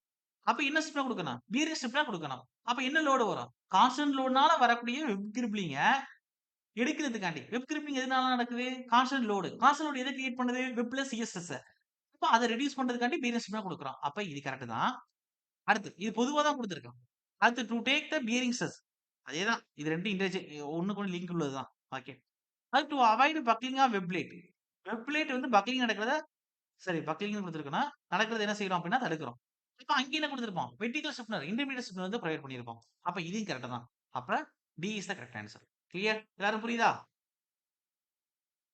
அப்ப ஏவும், பியும் கிட்டத்தட்ட 2மே ஒண்ணு தான். அதாவது ஸ்டிப்னர் புரொவைட் பண்றது பொதுவா குடுத்துட்டான். ஸ்டிப்னர்ல 2 இருக்கு. வெர்டிகல் இன்னொன்னு என்ன? பியரிங். அப்ப சாரி இன்டர்மீடியேட் ஆர் பியரிங். அப்ப பியரிங் ஸ்டிப்னர பொறுத்தவரை நம்ம தெரியும். கிரிப்ளிங் லோடு வரக்கூடிய சாரி கான்ஸ்டன்ட் லோடுனால வெப் கிரிப்ளிங் நடக்கக்கூடிய இடத்துல குடுக்குறோம். இந்த வெப் கிரிப்ளிங்ல சப்போர்ட்ல குடுக்குற ஸ்டிப்னர் தான் பியரிங் ஸ்டிப்னர். அந்த பியரிங் ஸ்ட்ரெஸ் எடுக்கிறதுக்காக தான் பியரிங் ஸ்டிப்னர் குடுப்போம். அப்ப இது 2மே ஒண்ணுக்கு ஒண்ணு இன்டர்சேஞ்ச் தான். இன்டர்லிங்க் தான். கிளியர்? எல்லாரும் புரியுதா சார்? ஓகே. அந்த 2 ஆப்ஷன வச்சே உங்களுக்கு முடிவு பண்ணிறலாம். டி தான் ஆல் தி அபோவ் தான் வரும்னு. ஏன்னா ஏவும் கரெக்ட், பியும் கரெக்ட். அப்ப ஏ இன்டு பிங்கிற ஆப்ஷன் இல்ல. டி தான் கரெக்ட்டா. அப்படி பார்த்தாலும் அடுத்து உள்ளது ஈஸ் தான். வெப் பக்கிங் போயிட்டு குடுக்குறோம். இந்த வெப் பக்கிங்க வந்து அவாய்ட் பண்றதுக்கு ஸ்டிப்னர் புரொவைட் பண்ணணும். பர்ட்டிகுலர் எந்த ஸ்டிப்னர் புரொவைட் பண்ணணும்? இன்டர்மீடியேட் ஸ்டிப்னர் புரொவைட் பண்ணணும். அவ்வளவுதான் தட்ஸ் ஆல். கிளியர்? ஓகே. அடுத்து 24வது கொஸ்டின் பாருங்க. The connection of one beam to another beam by means of an angle at the bottom and an angle at the top is known as ன்னு குடுத்துருக்கான். அப்ப என்ன குடுத்துருக்கான்? Connection of one beam to another beam. ஒரு பீம இன்னொரு பீமோட connect பண்றோம். By means of an angle at the bottom. Okay. அத கிளிட் ஆங்கிள் தான் சொல்றாங்க. அதான் மொட்டையா குடுத்துருக்காங்க. கிளிட் ஆங்கிள் பாட்டம் அண்ட் இன்னொரு கிளிட் ஆங்கிள் வந்து டாப்னு குடுத்துட்டோம். அப்ப இஸ் நோன் அஸ்ன்னு குடுத்துருக்கான். அப்ப ஆப்ஷன் வச்சு தான் நம்ம கொண்டு வரணும். அப்ப ஃபர்ஸ்ட் என்ன குடுத்துருக்கான்? அன்ஸ்டிப்டட் சிங்கிள் கனெக்ஷன் குடுத்துருக்கான். அதான் வந்து அன்ஸ்டிப்டட் எப்படி வரும்? அதான் கிளிட் ஆங்கிள் மேலே கீழ புரொவைட் பண்ணிட்டானே. அப்ப ஸ்டிப்னர் சப்போர்ட்ல குடுத்துருக்கான்னு தானே அர்த்தம். அதுக்கு அது ஸ்டிப்னர் சீட்டட் கனெக்ஷன் குடுத்துருக்கான். சீட்டட் கனெக்ஷன் வராது. ஸ்ட்ரிப்னர் கனெக்ஷன் வரணும் ஆப்ஷன். அப்ப எங்க இருக்கு? சரி, சீட்டட் கனெக்ஷன் ஒத்தையும் வரணும். ஸ்ட்ரிப்னர்னு வரக்கூடாது. அப்ப இது 2மே ஆப்ஷன்ல வராது. ஸ்ட்ரிப்னர், அன்ஸ்ட்ரிப்னர் வராது. வெறும் சீட்டட் கனெக்ஷன் ஒத்தையும் ஆப்ஷன்ல இருக்கணும். அப்ப சீட்டட் கனெக்ஷன். அதான் கிளீட் ஆங்கிள் குடுத்து என்ன பண்ணி வைக்கிறது? அதாவது இப்படி குடுத்துருப்பாங்க கிளீட் ஆங்கிள். இந்த கம்ப்ரசர் மெம்பர்ல அந்த பேஸ் பிளேட்டோட இப்படி பிடிச்சிருக்கும். 2 சைடும். நான் உங்களுக்கு குடுத்துருப்பேன்னு நெனைக்கிறேன். இதுல அப்படின்னா ஸ்லாப் பேஸ் நடத்தும்போது குடுத்துருப்பேன் பாருங்க. அந்த இதான் பேஸ் பிளேட்ன்னு குடுத்து சைடுல கிளீட் ஆங்கிள் குடுத்துருக்கு. அப்ப சீட்டட் கனெக்ஷன். ஜஸ்ட் நோட் பண்ணிக்கிறங்க. C is the correct answer. அடுத்து 25. இந்த case of steel section subjected to combined bending and compression. மேலேயே பார்த்தோம். ஓகே. நார்மலா ஒரு பேஸ் பிளேட் இருக்கு அப்படின்னா, அந்த வெர்டிகல் காலம் வந்து இந்த பேஸ் பிளேட்டுக்கு பெண்டிங்கையும் குடுக்கும், கம்ப்ரஷனையும் குடுக்கும் சேர்த்து. ஓகே. ஆனா என்ன கேட்டிருக்கான், என்ன கொஸ்டின்ல ஆப்ஷன்ல குடுத்துருக்கான்னு வச்சு முடிவு பண்ணணும். Following will cover the work stress design குடுத்துருக்கு. அப்ப வொர்க் ஸ்ட்ரெஸ் எப்படி டிசைன் பண்ண போறோம் அப்படின்னா, மேலேருந்து ஒரு லோடு குடுக்குது. கம்ப்ரசிவ் நேச்சர்ல வருது. அது உள்ளுக்குள்ள பெண்டிங்க கிரியேட் பண்ணுது. அப்ப பெண்டிங், கம்ப்ரசிவ் ஸ்ட்ரெஸ்ஸும் கிரியேட் ஆகும். பெண்டிங் டென்ஷன் ஸ்ட்ரெஸ்ஸும் வரும். அப்ப உள்ளுக்குள்ள ஏற்படக்கூடிய அந்த மாற்றம் ஸ்ட்ரெயின்னு சொல்லுவோம். அப்ப மேக்ஸிமம் ஸ்ட்ரெயின் கிரைட்டீரியாஸ். அப்ப மேக்ஸிமம் ஸ்ட்ரெயின வச்சு நம்ம என்ன செய்யணும் அப்படின்னா, அங்க வந்து வொர்க்கிங் ஸ்ட்ரெஸ் டிசைன் வந்து கொண்டு வரணும். அப்ப C is the correct answer. Clear? எல்லாரும் புரியுதா? ஓகே. அடுத்து. சார் ஒரு நார்மலா ஒரு பெண்டிங் வருது. இல்ல கம்ப்ரஷன் குடுக்குறோம். அப்படின்னா, உள்ள இருக்கிற சேஞ்சஸ் நடந்திருக்கும். வளைவு சேஞ்சஸ் வருதா? அப்ப அந்த பெண்டிங் ஸ்ட்ரெயின் தான் நம்ம டிசைன் பண்ணணும். அந்த பெண்டிங் எடுக்கிறதுக்கு தகுந்த மாரி. வளைய விடாம. கிளியர்? அப்ப 1 அளவுக்கு பெண்டிங் நடக்குது. நார்மல் பொசிஷன்ல இருந்து அப்படின்னா, அந்த 1 ஸ்ட்ரெயினுக்கு நம்ம என்ன செய்யணும்? டிசைன் பண்ணணும். அப்ப அப்ப வரக்கூடிய அந்த பெண்டிங் அந்த கம்பைன்ட் பெண்டிங் அண்ட் கம்ப்ரஷன என்ன வொர்க்கிங் ஸ்ட்ரெஸ் டிசைன் நம்ம அப்ரோச் பண்ண போறோம் அப்படின்னா, ஸ்ட்ரெயின் கிரைட்டீரியாவ எடுத்து அதுக்கு டிசைன் பண்ண போறோம். அதான் maximum strain criteria. Clear? Okay. அப்ப option C is the correct answer. அடுத்து. இந்த மினிமம் மேக்ஸிமம் கேட்டுட்டே இருப்பான் சார்.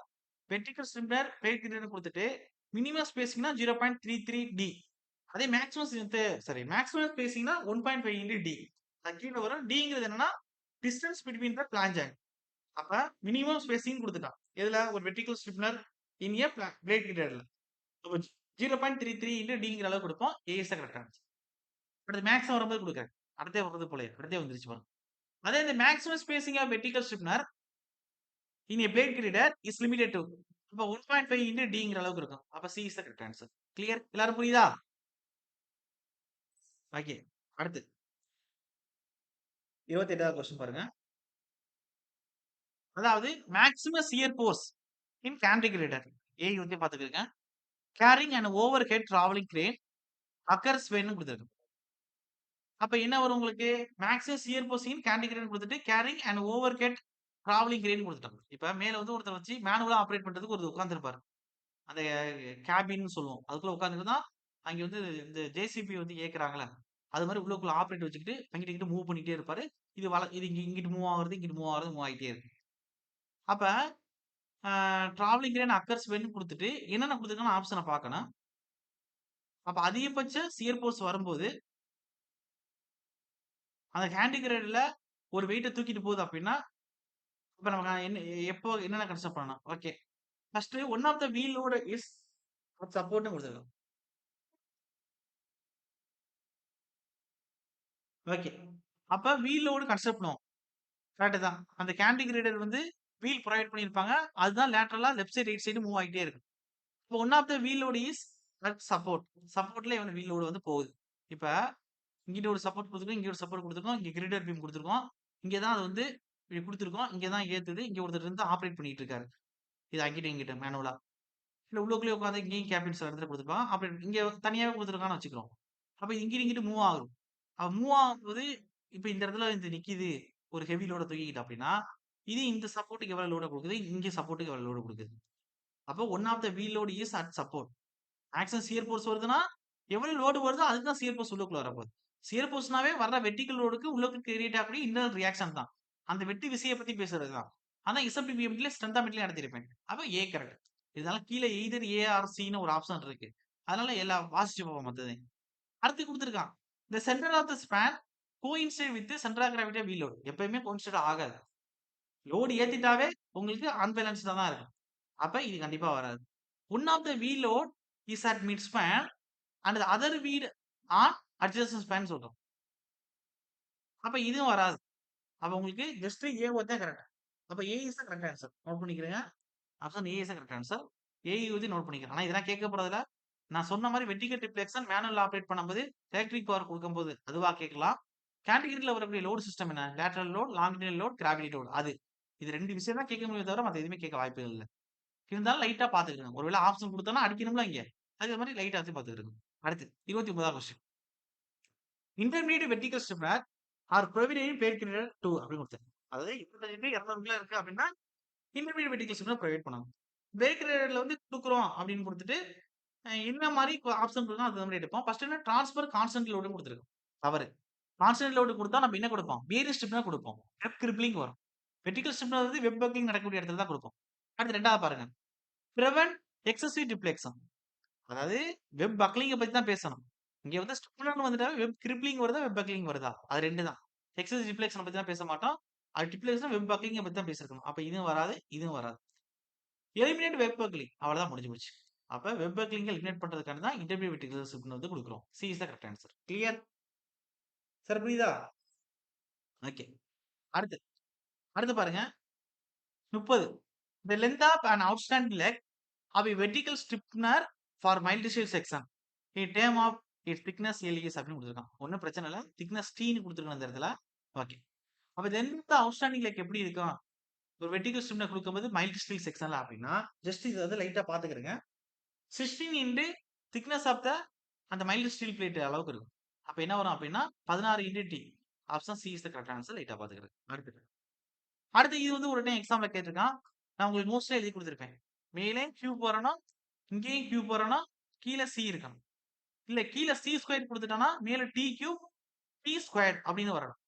அப்ப பொதுவா உங்களுக்கு இதுதான் குடுத்திருப்பேன். அப்படி மாறி வந்துச்சுன்னா அந்த இடத்துல பாத்துக்கலாம். அப்ப கீழ சி ஒட்டி தான் எல்லாத்துலயும் இருக்கு. அப்ப மேல 2க்கு டி கியூப், டி கியூப் அப்படின்னு குடுக்குறோம். அப்ப option B is the correct answer. என்ன சார் கொஸ்டின படிக்காம எழுதுறீங்க அப்படின்னா, இந்த ஆப்ஷன் உங்களுக்கு நடத்தி போட்டிருப்பேன். இருந்தாலும் இப்ப கொஸ்டின வாசிப்போம். If B is A clear டெப்த்னு குடுத்துட்டான். ஓகே. பிளேட் கிரியேட்டரோட clear depth. T is the minimum required thickness of the web. Okay. C is the maximum clear distance between vertical stiffener. The moment of inertia of a stiffener about the base of the web should not be less than. அப்ப moment of inertia ISங்கிறது எப்படி இருக்குன்னா vertical பிளேட்டுக்கு அப்படின்னா இந்த பார்ல தான் கொடுத்திருப்பேன்.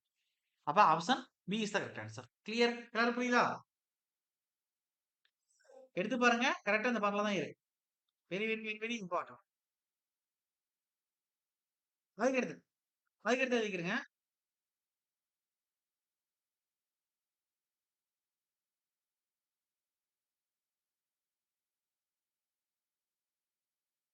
Okay. 32வது question sir. Bearing stiffener are provided in plate grade 2. இதெல்லாம் திருப்பி திருப்பி எக்ஸாம்ல கேட்கிற கொஸ்டின் சார். பியரிங் ஸ்டிப்னராவே கான்ஸ்டன்ட் லோட் ஆக்ட் ஆகும்போது அப்ப என்ன வரும் உங்களுக்கு வெப் கிரிப்ளிங்கிற வார்த்தை வரணும். அப்ப வெப் கிரிப்ளிங் இல்ல ஆனா கான்ஸ்டன்ட் லோட் ஆக்ட் ஆகும்போது பியரிங் ஸ்டிப்னர் ப்ரொவைட் பண்ற மாதிரி கொடுத்துருக்காங்க. அப்ப bearing stiffener are provided in plate girder to transfer constant load. அப்ப B is the correct answer. Okay. அடுத்து 33. Bearing stiffener in plate girder are ப்ரொவைடட்னு கொடுத்துருக்கு. நான் முதல்ல சொன்னேன். பியரிங் ஸ்டிப்னர் எங்கே கொடுப்போம்? வெப் கிரிப்ளிங் வரக்கூடிய இடத்துல சப்போர்ட்ல குடுப்போம்னு சொன்னேன். C is the correct answer. Clear? எல்லாரும் புரியுதா? 2 சப்போர்ட்ல குடுக்குறது பியரிங் ஸ்டிப்னர். ஞாபகம் வச்சுக்கிடுங்க. மறந்துடக்கூடாது. சரி ஓகே. அடுத்து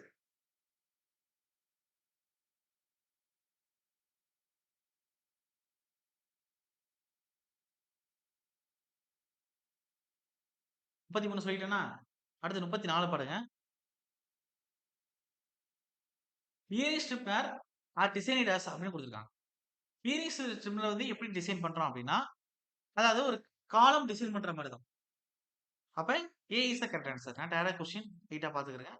ஓகே. 2 சப்போர்ட்ல மேலேயும் கீழேயும் சப்போர்ட். காலத்த தான் கன்சிடர் பண்ணுவோம். இண்டிகேட் டிஸ்டன்ஸ் ஆர் சப்போர்ட் வச்சு. ஓகே.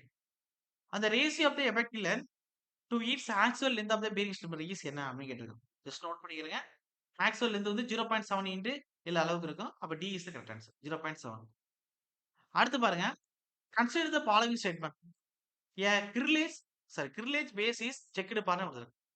அப்ப ஒரு கெசரட் பிளேட் கொடுத்துருக்கோம். இல்ல கிரில்லேஜ் ஃபவுண்டேஷன்ல கொடுத்துருக்கோம். இல்ல கிரில்லேஜ் பேஸ் பிளேட் கொடுத்துருக்கோம் அப்படின்னா எதை எதை கன்சிடர் பண்றோம் அப்படின்னா அப்ப வெர்டிகல் லோடுனால வரக்கூடிய பெண்டிங். அதனால வரக்கூடிய சியர். கம்ப்ரஷன் எடுத்துக்க மாட்டாய்ங்க. ரிலீஸ் ஸ்பேஸ்ல. வெப் கிரிப்ளிங்கே எடுத்துக்கிறோம். சப்போர்ட்ல. அப்ப 1 கன்சிடர் பண்ணுவோம், 2 பண்ணுவோம், 4 பண்ணுவோம், 3 பண்ண மாட்டோம். அப்ப 1, 2, 4 இருக்குன்னு பாருங்க. இது கேட்க வாய்ப்பு இருக்கு பாத்துக்கங்க. 1, 2, 4. அப்ப option D is the correct answer. அடுத்து அக்சஸரீஸ்ன்னு குடுத்திருக்கான். 37 பாருங்க. In a plate girder of uniform cross section, intermediate vertical spinner are provided at closer spacing in the middle rather than at support. இப்ப உங்களுக்கே தெரியும்.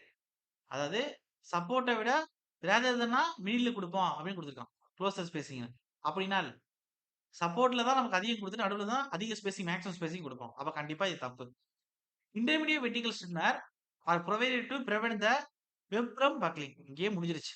இன்டர்மீடியேட் ஸ்பின்னர் வெப் பக்லிங் எடுக்கிறதுக்காக தான் கொடுக்குறோம். இதெல்லாம் அடுத்து ஏதாச்சும் தப்பு இருக்கான்னு பார்ப்போம். Under the complex and variable stress situation resulting from combined action of shear force and correct bending mode. எடுக்கிறதுக்கு வெப் பக்லிங்னால வரக்கூடிய வெப் பக்லிங் கிரியேட் பண்றது shear force and bending mode தானே. அப்ப அது இருக்கிறதுக்கு தான். அப்ப ரீசன் கரெக்ட். மேல இருக்கக்கூடிய அசம்ப்ஷன் தப்பு, ரீசன் கரெக்ட். அப்ப அசம்ப்ஷன் என்ன குடுத்திருக்கான் அப்படின்னா, அதாவது ஒரு பிளேட் கிரீடர்ல யூனிஃபார்ம் கிராஸ் செக்ஷன் இருக்கும்போது, இன்டர்மீடியேட் வெர்டிகல் ஸ்பின்னர் வந்து எப்படி are provided at closer spacing. எங்க அப்படின்னா, மிடில் ரேதர் தன் த சப்போர்ட்னு குடுத்திருக்கான். சப்போர்ட்ட விட மிடில்ல க்ளோஸ் பக்கத்து பக்கத்துல ஸ்பின் குடுத்திருக்கான்னு சொல்றான். அப்படி இல்ல. நம்ப இங்க தான் நம்ம மேக்ஸிமம் ஸ்பேசிங் குடுத்திருப்போம். சப்போர்ட்ல தான் க்ளோஸா குடுத்திருப்போம். லோட் 2 சப்போர்ட்க்கு அதிகம் வரும். நடுவுல வந்து லோட் அவ்வளவா வராதுங்கிறதுனால கேப் டூ கேப் தான் குடுத்திருப்போம். மேலே ஒரு கொஸ்டின்ல மேக்ஸிமம் ஸ்பேசிங் மென்ஷன் பண்ணியிருப்பேன். சார் கிளியர் புரியுதலா இருக்கா? அப்ப இங்க ரீசன் கரெக்ட்டா, அசம்ப்ஷன் தப்பு. அப்ப எங்க இருக்குன்னு பாருங்க. இந்த ஏ தப்பு, இல்ல ஆர் த அ அ ஆ ரீசன் தப்பு அப்படின்னு வந்துட்டாவே, லாஸ்ட் 2க்குள்ள தான் ஆப்ஷன் இருக்கும். ஏதாச்சும் ஒண்ணு தப்புன்னு வந்தாவே. அப்ப இங்க அசம்ப்ஷன் தான் தப்பு. அப்ப ஏ is false, R is true. அப்ப D is the correct answer. 38 பாருங்க. அதுக்கடுத்து ஒவ்வொன்னா குடுத்திருக்கான். Which are the following is correct மேட்ச்ன்னு குடுத்திருக்கான். ஆ பர்லின்ங்கிறது இந்தியன் ஸ்டாண்டர்ட் லைட் சேனல் செக்ஷன குறிக்கும். கரெக்ட் தான். கிரீடர்ங்கிறது இந்தியன் ஸ்டாண்டர்ட் ஹெவி பீம் குறிக்கும். கரெக்ட் தான். ஜாயிஸ்ட்ங்கிறது இதுதான் medium or heavy light beam தான் பத்தி பேசணும். கேஸ்டல் கிரீடரா. அப்ப கிரீடர்னா ஒன் ஆஃப் த பீம் தான். அது ஆங்கிள் செக்ஷன்ல கண்டிப்பா குடுக்க மாட்டான். இப்ப இது 2மே கரெக்ட். அப்ப ஏ அண்ட் பி இருக்கணும். பாருங்க அப்படியே ஆப்ஷன்ல ஏ அண்ட் பி கரெக்ட் ஆகும். என்ன கரெக்ட் கரெக்ட் மேட்ச்னு குடுத்துருக்கானா? ஓகே. ஆப்ஷன் பார்த்தா முடிவு பண்ணா. ஆனா ஏ, பி கரெக்ட். என்ன குடுத்துருக்கான்? சும்மா கரெக்ட் மேட்ச்னு குடுத்து ஏபிசிடில எதுன்னு கேட்டிருக்கானா? அப்ப ஏ, பி கரெக்ட் சார். 2மே கரெக்ட் தான். ஆனா இது 2ல கம்பேர் பண்ணும்போது உங்களுக்கு எது ஆன்சர் குடுக்குறானோ அத எடுத்துக்கிறோம். ஏவும் கரெக்ட் தான். பியும் கரெக்ட். சில இடத்துல கிரிடர் வந்து நம்ம நார்மலா வந்து செகண்டரி பீமோட கனெக்ட் பண்றதுனால joist sorry joist beam or girder பீம இங்க ஹெவி லோடுக்கு பதிலா மீடியம் பீமாவோட கன்சிடர் பண்ணிக்கலாம். அவ அப்படி பார்த்தோம்னா இது தப்பா வந்துரும். அப்ப இது ஒத்தே கரெக்ட்டா வரும். அப்ப ஏ is the correct answer. Sir clear? எல்லாரும் புரியுது என்ன சொல்றேன்னு? Okay, okay. இப்ப இந்த 2025 டிஎன்பிஎஸ்சி ஃபைனல் கீ பார்த்திருப்பீங்க. நேத்து ரிசல்ட்க்கு முதல் நாள் விட்டுருப்பாங்க. அத விடும்போது ஐ திங்க் 5 கொஸ்டின் நெனைக்கிறேன். 5 கொஸ்டினுக்கு அவங்களே ஆன்சர் பிரெடிக்ட் பண்ண முடியல. ஏ குடுத்தாலும் கரெக்ட், பி குடுத்தாலும் கரெக்ட். சில இடத்துல ஏ, பி, டி குடுத்தாலும் கரெக்ட். சில இடத்துல ஆல்ன்னு குடுத்திருப்பாங்க. எது குடுத்தாலும் கரெக்ட். அப்படின்னா குடுத்திருப்பான். அப்ப சில கொஸ்டின்ஸ் அப்படிதான் முன்ன பின்ன வரும். அப்ப அதுக்கு நம்ம சேலஞ்ச் பண்ணி மார்க் வாங்கிரலாம். ஒண்ணும் கவலைப்பட வேண்டியது இல்ல. கிட்டத்தட்ட இதுல ஒரு 5 கொஸ்டின், ஜெனரல் ஸ்டடீஸ்ல ஒரு 5 கொஸ்டின். ஆன்சர் வந்து கரெக்ட்டா பிரெடிக்ட் பண்ண கரெக்ட்டா முடிவு பண்ணாம குடுத்திருந்தாங்க. மொத்தம் 10 கொஸ்டின் பாருங்க. ஒவ்வொரு கொஸ்டினும் இங்க போஸ்டிங்க முடிவு பண்ணுது. அந்த 10 கொஸ்டின் எவ்வளவு பேருக்கு விளையாடிட்டு இருக்குன்னு பாருங்க. அப்ப அந்த 10 கொஸ்டின் எத முடிவு பண்ணும்னா நம்மளுடைய அதான் சொல்லுவேனே, கடவுள் நம்பிக்கை இருக்கா இல்லையான்னு உங்களுக்கு அது நான் பத்தி நான் தலையிட மாட்டேன். ஆனா வந்து நீங்க எந்த அளவுக்கு நேர்மையா நடந்துக்கிறீங்க. நேர்மையா மீன்ஸ் என்னன்னா, உங்களுக்கு நீங்க நேர்மையா நடந்துக்கிறது. இப்ப என்னோட பார்வைக்கு நீங்க நேர்மையா நடந்துக்கணுங்கிற அவசியம் இல்ல. உங்களுடைய பேரன்ட்ஸ், உங்கள சுத்தி இருக்கக்கூடிய சொசைட்டிக்கு நீங்க நேர்மையா நடந்துக்கணும்னு அவசியம் இல்ல. உங்களுக்கு ஒரு விஷயத்த பண்ணும்போது உங்களுக்கு கில்ட்டி ஃபீல் வராம இருந்துச்சுன்னா, நீங்க உங்களுக்கு நேர்மையா நடக்கிறீங்கன்னு அர்த்தம். அப்படி இருந்தாவே, இப்படி ஒரு 4 கொஸ்டின், 5 கொஸ்டின் எங்கேயாச்சும் ஒரு இடத்துல லக் அடிக்கும். லக்குங்கிறது நம்மளோட நேர்மைக்கு தகுந்த மாரி செயல்படுறது தான். கிளியர்? என்ன சொல்றேன் புரியுதா உங்களுக்கு? அப்ப சும்மா நான் போட்டு வந்தேன் எல்லாம் கரெக்ட்டா அப்படின்னா அப்படின்னா யாருக்கும் போஸ்டிங் கிடைக்காது. அப்ப கண்டிப்பா ஒரு சில பேருக்கு இப்ப இதுல வந்து ஒரு 20 இப்ப 10 கொஸ்டின்னா உங்களுக்கு ஆன்சர் வந்து அவங்க மாத்தி மாத்தி குடுத்துருக்காங்க. எது குடுத்தாலும் கரெக்ட்டா அப்படி குடுத்துருக்காங்கன்னா, கண்டிப்பா மேஜர் ரோல் பண்ணியிருக்கு. அப்ப 274 போஸ்டிங்ல அட்லீஸ்ட் ஒரு 30 போஸ்டிங் ஆச்சும் மேஜர் ரோல் பண்ணியிருக்கும். அப்ப அந்த 30 பேருக்கு எப்படி சார் அது வந்து பரிச்சயமாகும்? அது வந்து வேலை செய்யும் அப்டின்னா, அவங்க எந்த அளவுக்கு அதுல வந்து உண்மையா டெடிகேட்டடா இருந்திருக்காங்க. அவங்க மத்த விஷயத்துக்கு யாருக்கும் கெடுதல் நினைக்காம அந்த மாரி விஷயங்கள். சார் கிளியர் புரியுதா எல்லாருக்கும்? ஓகே. அப்ப இது option A is the correct answer. இப்ப சக்சஸ்ங்கிறது ஜஸ்ட் நான் உழைக்கிறேன் அதத்தையும் சார்ந்து இருக்காது. நம்மளுடைய எண்ணங்கள், செயல்கள் 2யும் சார்ந்து தான். இது எக்ஸாம் பாயிண்ட் ஆஃப் வியூ பத்தியும் இல்ல. லைஃப்லயும் நீங்க சக்சஸ்ஃபுல்லா இருக்கணும் அப்டின்னா, அதுலயும் ஒரு விஷயம் தான். அதுக்கு நம்ம ஒரே விஷயம் தான். யாருக்காண்டியும் நம்ம நேர்மையா இருக்கணுங்கிற அவசியம் இல்ல. நமக்கு நம்ம நேர்மையா இருந்துக்கணும். அது எப்படி சார் கண்டுபிடிக்கிறதுன்னா, இப்ப நீங்க வந்து ஒரு கிளாஸ் உங்களால அட்டெண்ட் பண்ண முடியல. அதனால உங்க மனசுல வந்து கில்டி ஃபீல் வரவே இல்ல அப்டின்னா, அப்ப உண்மையான ரீசன்னால தான் உங்களால கிளாஸ் அட்டெண்ட் பண்ணலன்னு அர்த்தம். இல்ல ஒரு கிளாஸ் நீங்க அட்டெண்ட் பண்ணி, அந்த சப்ஜெக்ட்ட பத்தி உங்களுக்கு உறுத்திக்கிட்டே இருக்கு அப்டின்னா, அப்ப நீங்க ஒழுங்கா ரிவிஷன் பண்ணாமயோ, டெஸ்ட் போட்டு பார்க்காமயோ, இல்ல ஒழுங்கா கிளாஸ் கவனிக்காமயோ, இல்ல அரைகுறையா அந்த சப்ஜெக்ட் வச்சிருக்கீங்கன்னு அர்த்தம். அதனால தான் உங்களுக்கு உறுத்துது. அப்ப நீங்க கரெக்ட்டா அந்த பார்த்துருந்தீங்கன்னா, அது உங்களுக்கு அந்த ஃபீல் வந்திருக்காது. சார் கிளியர் புரியுதா நான் சொல்றேன்னு? அப்ப இந்த மாரியான விஷயங்கள நீங்க சரி பண்ணாவே போதும் சார். ஆட்டோமேட்டிக்கா உங்களுக்கு சக்சஸ் வந்துரும். எல்லா விஷயத்துலயுமே. இது ஜஸ்ட் வந்து வார்த்தையில கேட்டுட்டு விட்டுறாதீங்க. லைஃப்ங்கிறது எல்லாருக்கும் மாறுறதில்ல. இப்ப உங்க ஒரு ஒரு உங்க உங்க உங்க உங்கள சுத்தி ஒரு 1000 பேர் இருக்காங்கன்னா, 1000 பேரும் சக்சஸ்ஃபுல்லா இருக்கிறது இல்லையே. அதுல ஒரு 10 பேர் தானே சக்சஸ்ஃபுல்லா இருக்காங்க. மீதி 990 பேர் வந்து ஓடிக்கிட்டு தானே இருக்காங்க. ஏன் 10 பேர் சக்சஸ்ஃபுல்லா இருக்காங்க? அவங்களோட பாயிண்ட் ஆஃப் வியூ அப்படி இருக்கும். அவங்க யோசிக்கிறது, அவங்க செயல்படுறது, வெளிலேருந்து பார்க்கும்போது அவங்க சுயநலவாதிகள் மாரி தெரியும். ஆனா அவங்க லைஃப்ல பார்த்தா தான் அவங்க எவ்வளவு பெர்ஃபெக்ட்டா இருக்காங்கன்னு தெரியும். கிளியர்? ஓகே. அடுத்து. இன்னும் 2 கொஸ்டின் பார்ப்போம். பார்த்துட்டு நான் ஒரு வாட்டர் வச்சு குடிச்சிட்டு வந்து மறுபடியும் கன்டின்யூ பண்றேன். For a large span and heavy gravity load, which of the following will be economical? அப்ப அதாவது லார்ஜ் ஸ்பேன் குடுத்தா இதோட கேட்டிருந்தான்னு நெனைக்கிறேனே. ஜேடியூ கேட்டிருந்தான்னு நெனைக்கிறேன். For large span and heavy gravity load which of the following will be எக்கனாமிக்கல்னு குடுத்துருக்கு. அப்ப large span வந்தாவே கண்ண மூடி நீங்க போடலாம். அதுல ட்ரஸ்ஸஸ் இருக்கு, ஆ பிளேட் ரீடர் இருக்கு, பீம் இருக்கு, ஆர்ச் இருக்கு. அப்ப லார்ஜ் ஸ்பேன் வந்தாவே நீங்க எது குடுப்பீங்க? ஃபர்ஸ்ட் இந்த வார்த்தைக்கு சொல்லுங்க. அடுத்து நான் வரேன். சார் நார்மலா நீங்க ஒரு குறிப்பிட்ட பீம் சைஸ் இருக்கு. அத விட லார்ஜா போச்சுன்னா நீங்க என்ன செய்யணும்? பிளேட் ரீடர் தானே செலக்ட் பண்ணணும். சொல்லிக் குடுத்துருக்கேன் ஞாபகம் இருக்கா? கிளியர்?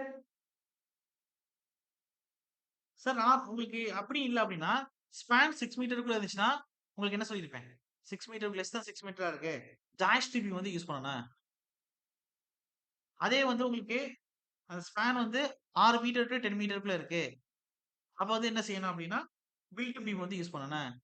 அதே வந்து 10 டூ 30 மீட்டருக்குள்ள இருக்கு. ஃபோர்த் கிரிடர் யூஸ் பண்ணணும். அதே 30 மீட்டருக்கு மேல போனா தான் ட்ரஸ் கிரிடர் யூஸ் பண்ணணும். இங்க ட்ரஸ் கிரிடர்ங்கிற வார்த்தை யூஸ் பண்ணல. அதனால தான் நான் ட்ரஸ்ஸ செலக்ட் பண்ணல. இப்ப plate girder is the correct answer. Sir clear? எல்லாருக்கும் புரியுதா? ஓகே. அடுத்து. இந்த flange web sir the plans to web அது மாரி சொல்லணும். plans to web joint in the plate grid is designed to resist ன்னு வருது. அப்ப பிளான்ஜ்ங்கிறது பெண்டிங் ஸ்ட்ரெஸ் இருக்கிறதுக்கு நம்ம பண்றோம். வெப்ங்கிறது சிஎஸ்எஸ் கன்ஸ்ட்ரக்ட் பண்ணி நம்ம டிசைன் பண்றோம். பிளான்ஜ் டு வெப்ங்கும்போது ஆப்ஷன் அந்த மாதிரி கொண்டு வரோம். அப்ப பெண்டிங் அதுக்கடுத்து சியர். 2யும் சேர்த்து யார் குடுப்பா? அப்படிங்கிறத பார்த்தோம்னா, மேல ஆக்சியல் ஸ்ட்ரெஸ் குடுத்திருக்கான், நார்மல் ஸ்ட்ரெஸ் குடுத்திருக்கான், பெண்டிங் ஸ்ட்ரெஸ் குடுத்திருக்கான். அப்ப வந்து பிளான்ஜ் டு வெப் ஜாயிண்ட். அப்ப பிளான்ஜும் வெப்பும் ஜாயிண்ட் ஆகக்கூடிய பிளேஸ். இந்த பிளேஸ்ன்னு வச்சுக்கிறேங்க. அப்ப இத முடிவு பண்றது யாரு? வெப் கிரிப்லிங். வெப் கிரிப்லிங்னா என்ன அர்த்தம்? சிஎஸ்எஸ். அப்ப option C is the correct answer. Clear? Okay. அவ்வளவுதான் முடிஞ்சு போச்சு. ஓகே. அப்படியே ஒரு 3 மினிட்ஸ் அப்படியே இருங்க சார். வாட்டர் குடிச்சிட்டு அப்படியே வந்து கன்டின்யூ பண்றேன். வெயிட்.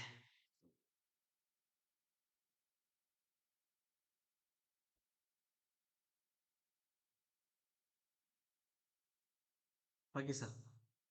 அப்ப 40 முடிச்சாச்சு. ஓகே. அடுத்து அடுத்து 41 பாருங்க. அதாவது ஜாயிண்ட் கனெக்ஷன் ரெக்கார்டிங் குடுத்தாச்சா? வெயிட். ஓகே. குடுத்தாச்சு. The joint connecting the cover plate and flange angle. இப்ப அதே தான் குடுத்திருக்கான். அங்கே flange to web joint ன்னு குடுத்தோம். இங்க cover plate to flange angle அப்படின்னு குடுத்திருக்கான். And plate creator is designed to resist. அதே தான். சிஎஸ்எஸ்க்கும் பண்றோம். அப்ப மேல flange to webன்னு குடுத்திருக்கான். அதே plate creator மென்ஷன் பண்ணும்போது அந்த joint connecting cover plate to flange angle ன்னு குடுத்திருக்கான். இப்ப சிஎஸ்எஸ் வெட்டி விசை இதுக்காண்டி நம்ம டிசைன் பண்றோம். சிஎஸ்எஸ் வராத அளவுக்கு நம்ம அதை ரெஜிஸ்ட் பண்ற மாதிரி டிசைன் பண்ணணும். அப்ப C is the correct answer. பாத்துக்கிறேங்க. அடுத்து டிரான்ஸ்வர்ஸ் ஸ்ட்ரிப்னர் ஆன் டிரான்ஸ்வர்ஸ் சொல்லலாம் இல்ல வெர்டிகல் ஸ்ட்ரிப்னர் சொல்லலாம். On plate girder webs are provided to அப்படின்னு கொடுத்துருக்கு. அது உங்களுக்கே தெரியும். நமக்கு அந்த வெப் பக்லிங்க எலிமினேட் பண்ணணும். அதுக்காக தான் நம்ம டிரான்ஸ்வர்ஸ் ஸ்ட்ரிப்னரே கொடுக்குறோம். அப்ப எலிமினேட் வெப் பக்லிங் ஒண்ணே கரெக்ட். அதுக்கடுத்து 2வது பாருங்க. Prevent excessive டிப்ளெக்ஷன். டிப்ளெக்ஷன பத்தி இங்க பேசவே மாட்டோம். Transfer the vertical compound of tension field. Correct தான். அப்ப என்ன செய்றோம் அப்டின்னா, வெர்டிகலா குடுத்து மேலேயும் கீழயும் புடிச்சு இழுத்து கட்டி வைக்கிற மாரி வச்சு என்ன செய்றோம் அப்டின்னா, வெப் பக்லிங்கே தடுக்கிறோம். அப்ப இப்போ ஒரு சேர் இருக்கு. அதுல உட்கார்றீங்க. பிளாஸ்டிக் சேர் இருக்கு.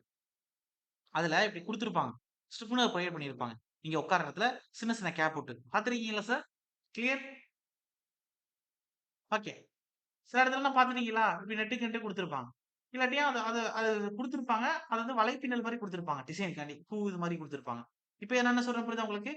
முதுகு உங்க இது பின்னாடி சாயிறீங்களா அந்த இடம். கிளியர்? பிளாஸ்டிக் சேர்லாம் பார்த்தது இல்லையா? ஸ்டிஃப்னர் ப்ரொவைட் பண்ணி. சரி.